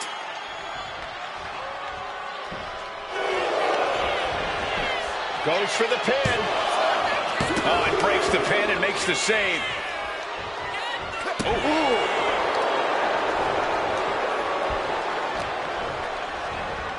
Front face lock applied, has the leg hook, swinging, fisherman neck breaker.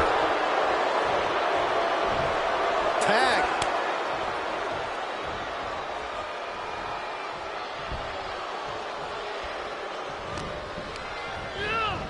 Foot in the corner now.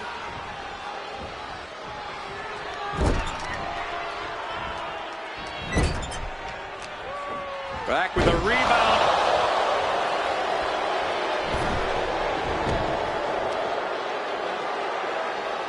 Belly to back suplex. Elbow drop. Piercing. Debilitating attack on the leg. Look at this heel hook. This is how you punish your opponent, and he's enjoying every minute of it. And Kofi's starting to look worn out. Kofi has fighting spirit, but this battle might prove to be too much for him to handle. He's able to beat the count just in time. Awful clothesline. A narrow escape. Knee lift to the body. Nice. Kingston running into some trouble, guys. And the WWE Universe is being demoralized by Kofi's situation. Got him in the corner now. Tag is good. The tag is made.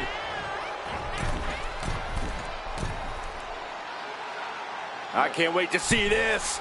From the second row, powerplex. And the splash. Powerplex, Saxton. Setting up again. Good God, that's devastating. Big problem for Kofi Kingston. Making the most of that with the pin.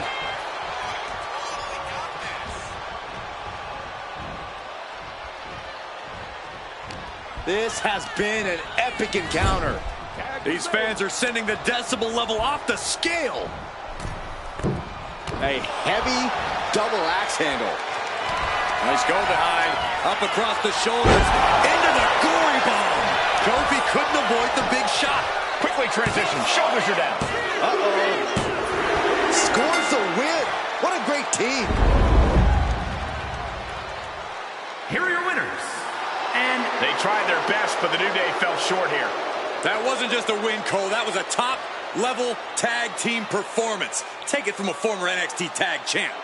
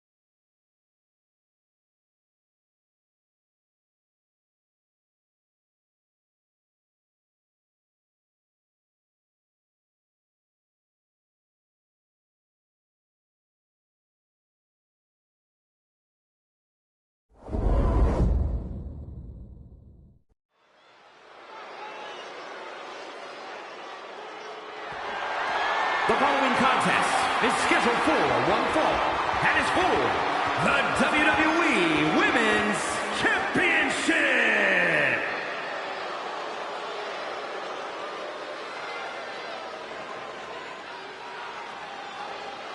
The submission magician is here.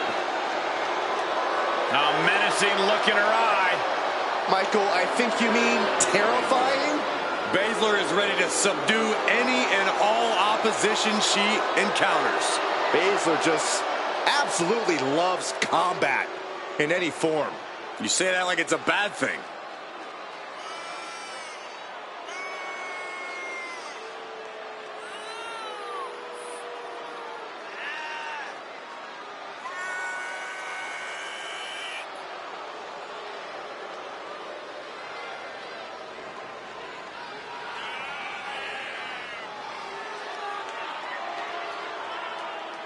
No stranger to championship gold, Baszler has to be eyeing this as an opportunity to raise her stock in WWE.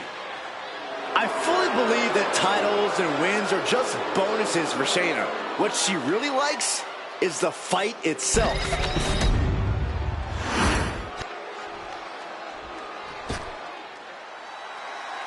Here comes the heart of Chase U. One of the most impressive and maybe a bit overzealous students to come out of Chase University. But Thea Hale is dead set on proving that she is a grown woman who can get things done on her own.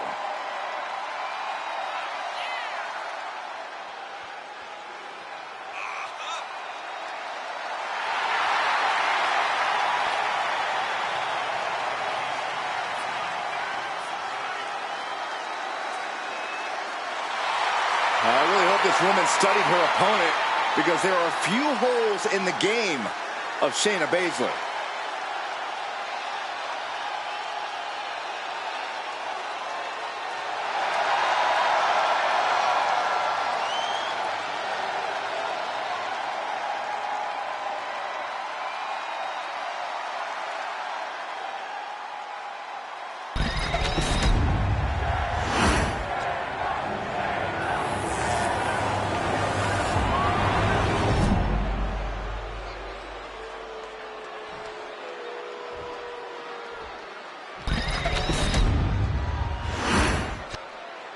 Introducing the challenger from Sioux Falls, South Dakota, the Queen of Spades, Shayna Baszler.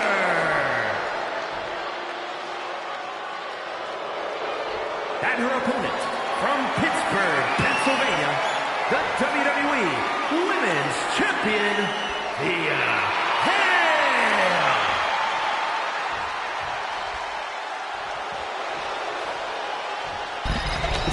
Taking one final look at the title. WWE Universe anxiously awaiting the sound of the bell. Should be a hell of a match.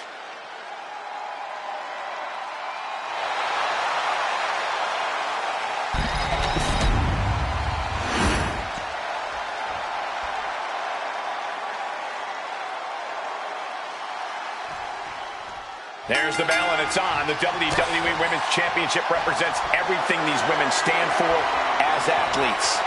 Look, the hype's in the rearview mirror.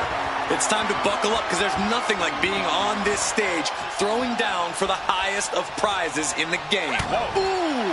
And they tie up with a collar and elbow. Being overtaken here, driven into the corner.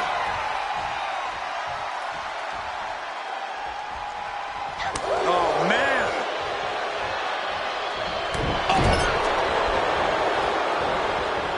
Oh, God.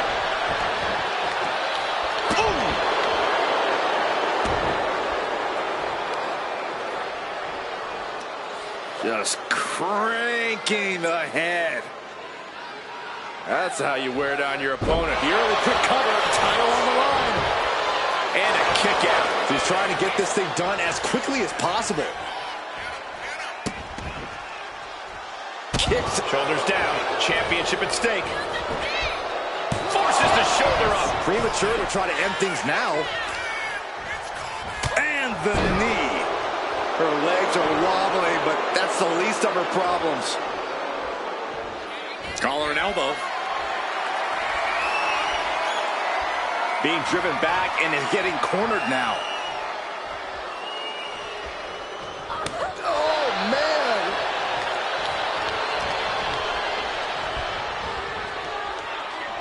Catching a cutter. Some damage being dealt to the champ. She knew what she was in for tonight. She came prepared for this.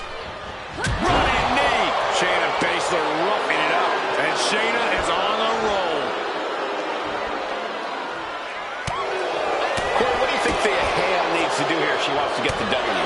We know Thea loves to charge into things with a head of steam, but she's going to need to pick her spots carefully here. Play it safe even. Now's not the time to make easily avoidable rookie mistakes. You can tell she's got her right where she wants her. To the sky! A forearm smash.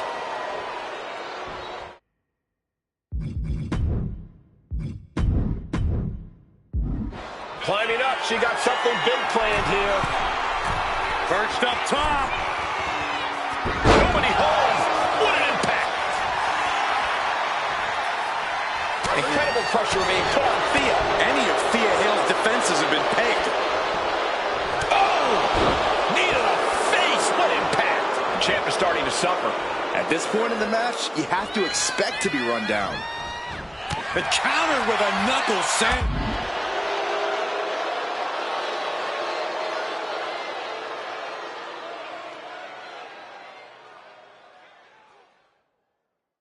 Oh, what a kick!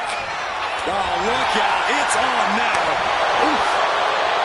It looks like we've got ourselves a brawl here. Slugging away with everything they've got. Looks like a hockey fight's just broken out. Two fighters putting their haymakers on autopilot right now.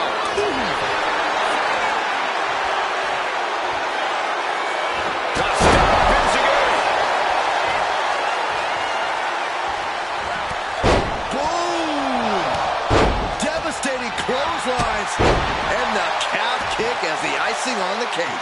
And Shayna experiencing a bit more fight there than she may have expected coming into this match. Yeah, and now it's about Thea maintaining some of this pressure.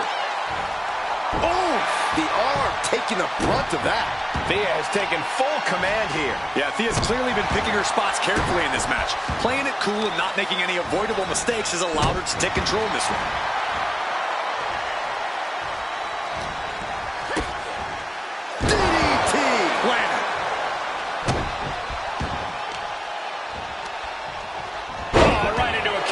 Shayna there keeping that stream of offense in check. Yeah, Shayna able to stop that surge dead in its tracks. And she had Baszler scouted. This is not going to end well. Exploder suplex.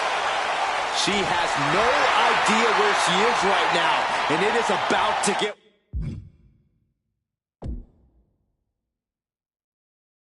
worse. What are we going to see here? Oh, of course. Oh, no. No one expected this. You know, she's got some serious nerve trying to cause some sort of distraction now. It's brilliant.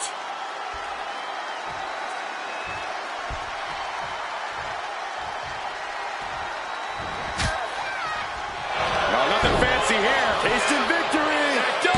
It only gets a 1 count. Surprised to not even get a 2 count at this point.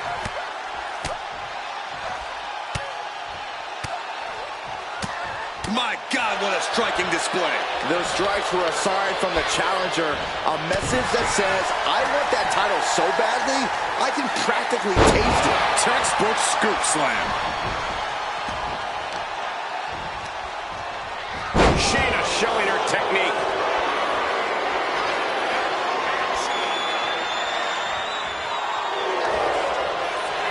Shayna Baszler has it cinched in. Tap time, tap out time. Wrapped around the neck. This is dangerous. Yes, got it. New champion. Here is your winner, and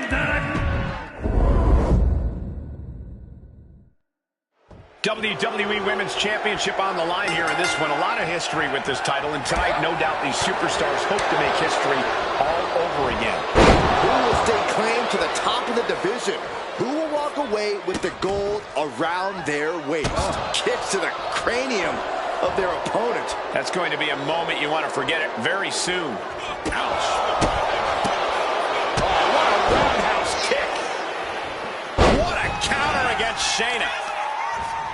Targeting the arm to great effect. Misses the target.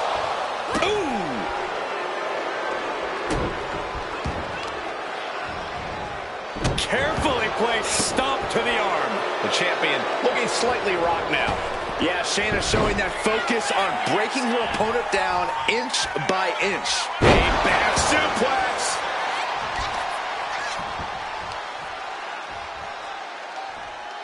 Leg being manipulated with that maneuver. About to be the proverbial one-legged man in the you-know-what kicking contest. Shayna Baszler is one of the most dangerous competitors in all of WWE. Corey, how does anyone stand a chance against someone with Baszler's MMA background? You have to keep the Queen of Spades at a distance. Simply put, Cole, Shayna can't choke you out if she can't get within range. Snapmare right into the surf. Looking for escape, and she gets it. Crucial counter. Oh, now she's looking to apply the pressure with this submission maneuver. The arm's isolated. The cross arm bar is... You gotta respect her continued effort to get out of this, to continue fighting, to survive. Oh, my God, what an elbow. Trading back and forth blows now. Two titans trading strikes and refusing to back down. The willpower, the sheer guts of these two. Both absolutely drained, but both refusing to give up. This is a war of attrition with neither superstar wanting to be the one who surrenders. Exhaustion setting in, and neither one of them is letting up. Oh, looks like we got ourselves a hockey fight. Oh, that shot will give you the upper hand. The Queen of Spades showing her power. Yokosuka cutter. Directly into the cover. The damage is done. No, she kicks out. Both competitors digging deep into their well to keep this match going. A prelude we have seen all too often. Baszler preparing another victim. Reversal after reversal. These two have counters for days.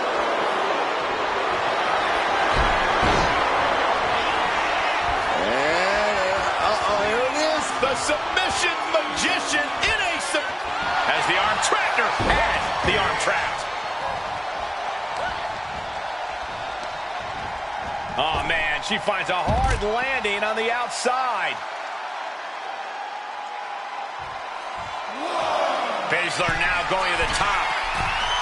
Now look at this laser focus.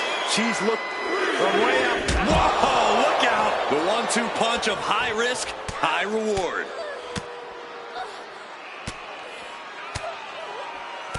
Striking at will. Shayna Baszler's just so skilled. All hail the Queen of Spades. 1, 2. Working on the arm. 3.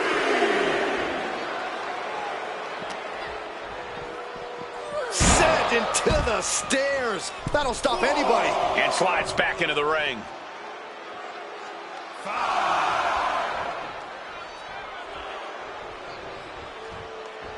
Baszler going to that intimidation well. In danger of being counted out. Now's the time to get back to the ring. She's back in the ring, ready to get back to business. So dangerous. Incredible pressure being put on. Ankle lock. She gets to the ropes. That will free her on the hold. Thea's got to find a way out of this dire spot.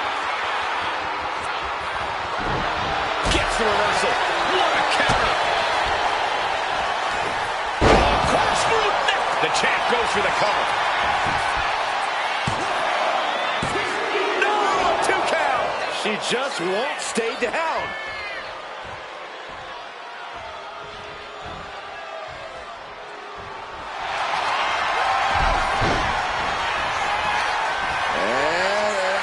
Here it is. Not. And Thea Hale retains the title. Here is your winner, and still the WWE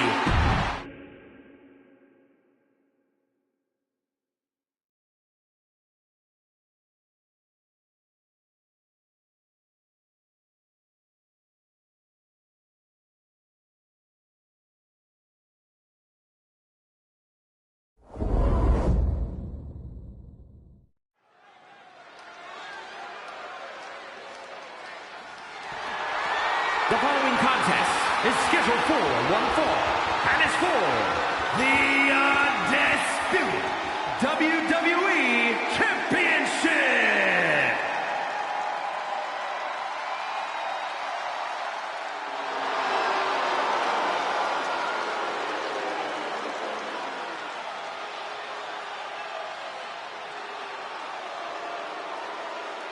The game has arrived. The cerebral assassin, ready to engage in warfare. This is gonna be good.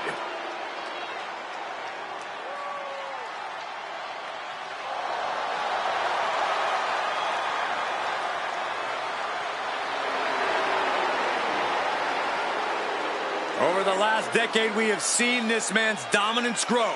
From a blue blood to a degenerate to a multiple-time WWE champion. Indeed, Triple H has solidified himself at the top of the food chain in WWE, and he has no plans on stepping down anytime soon. And I don't think anyone can take him down.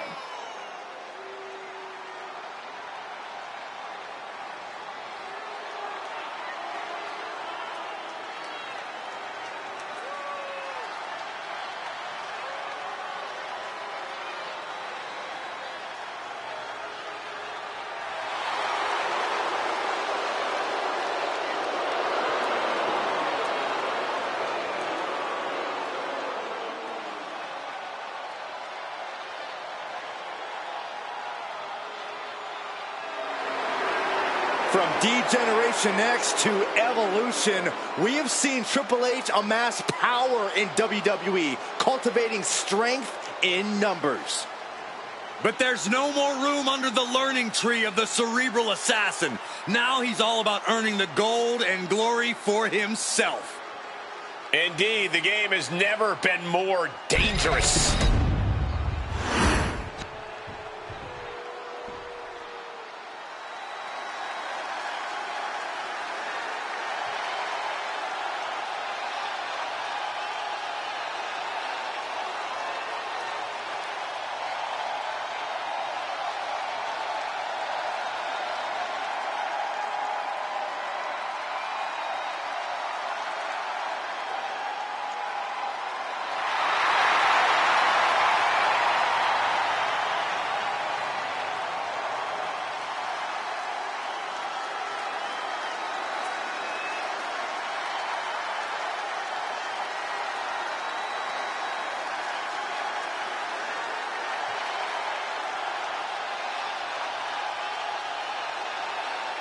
WWE Universe, it's time to acknowledge the OTC.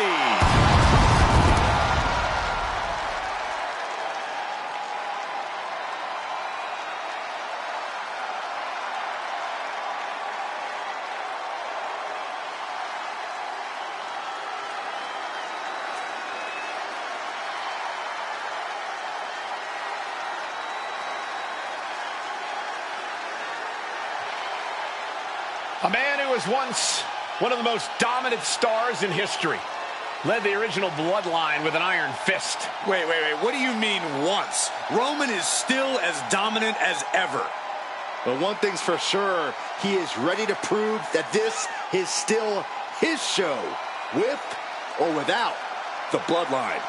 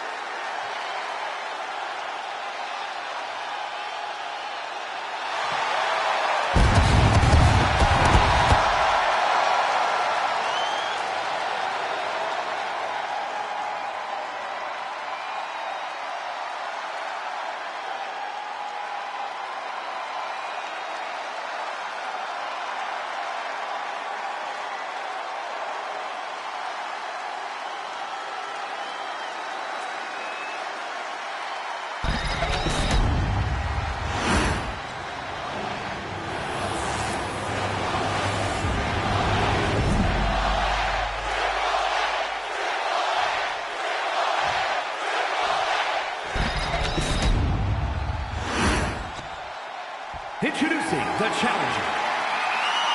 From Greenwich, Connecticut, weighing in at 255 pounds, Triple H! And his opponent, from Pensacola, Florida, weighing in at 265 pounds, the undisputed WWE Champion, the OTC, Roman Reigns!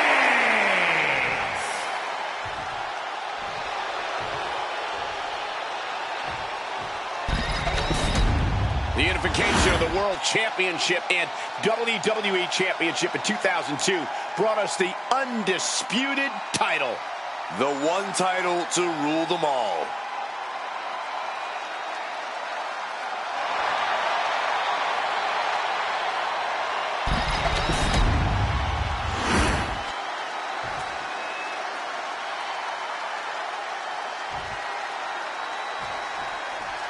Byron, the undisputed championship is on the line here. The title has one of the richest histories in our business. The champion is representing quite a legacy here tonight. Yeah, the combined history of the WWE Championship and the World Heavyweight Championship all rolled into one championship. And like the title implicates, there is no disputing who is at the top when you carry that hardware around. Working on the leg. Stumbling to his feet, he might just be rising to meet his end here. Sent right into the corner.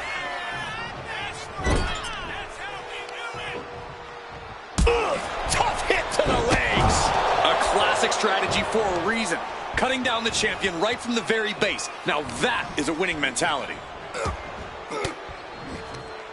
Bang! He finds a counter. Finally, Roman's able to interrupt these attacks for a moment. Yeah, Roman was able to momentarily stop the bleeding, but can he take control of this match? This superstar promised a win at any cost. We are seeing just how far they're willing to go. Samoa drop! Any move from the top like that is nearly catastrophic. Elbow drop! That kind of focused attack on the leg could provide dividends. Followed by a forearm smash.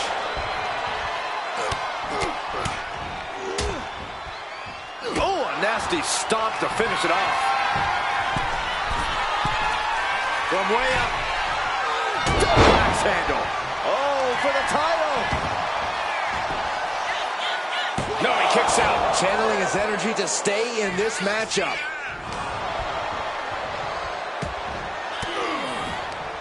Had an answer for Reigns. Hoisted up. Nice suplex. And the thing about playing the game is that you can't let Triple H control the match. You have to disrupt his game plan at every turn. Try to keep him off balance and out of sorts. Obviously much easier said than done, Corey, but still a very effective strategy if executed properly.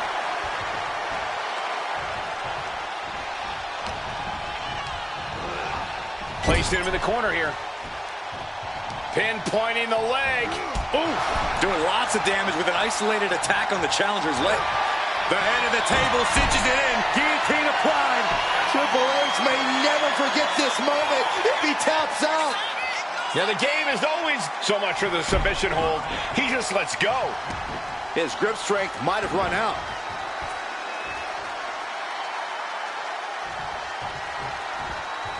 Oh, and it's reversed. Reigns cuts him off. Fends off the attack with an elbow.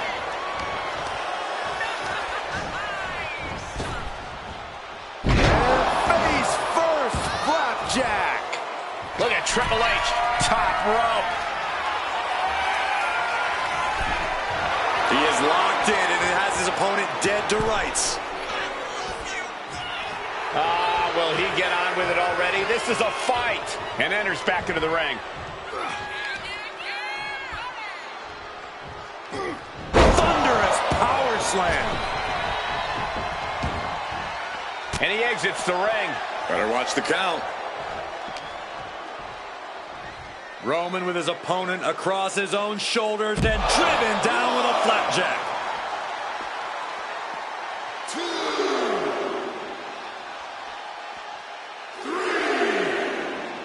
Ooh, what a nasty kick.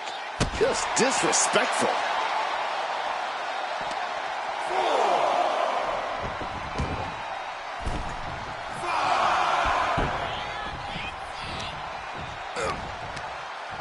Counters to gain the advantage.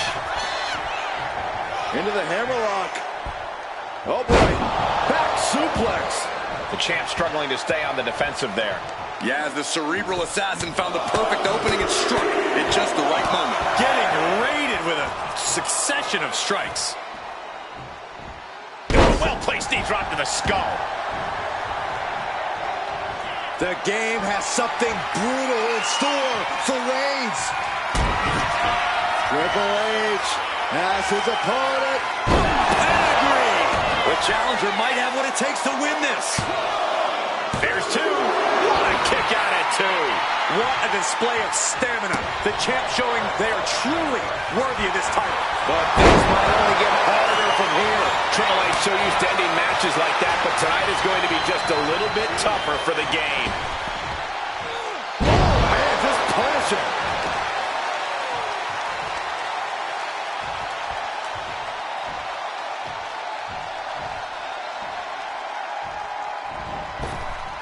Big boot. Taking a moment to get pumped off of this crowd's incredible energy. And the champ's in really rough shape now. I think we can consider this the beginning of the end, gentlemen.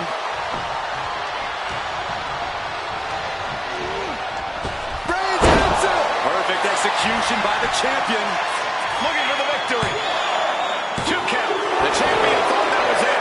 That's how much winning this title means. To give everything you've got. I don't know how much you can have left after that, but you've got to be impressed. Reigns now realizing that he's facing an even tougher level of opponent than usual tonight.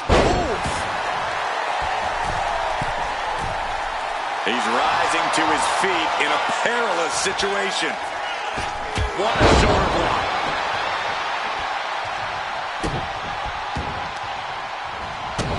Stopping their opponent. And the forearm smash.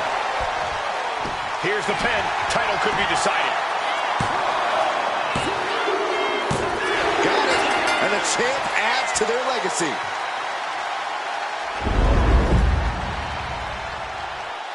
Here is your winner, and still the undisputed WWE Champion, the OTC, Roman Reigns. A successful title defense for him tonight. What a title defense by the champion. Yeah, he left it all in the ring tonight with the type of performance that's defined his title reign.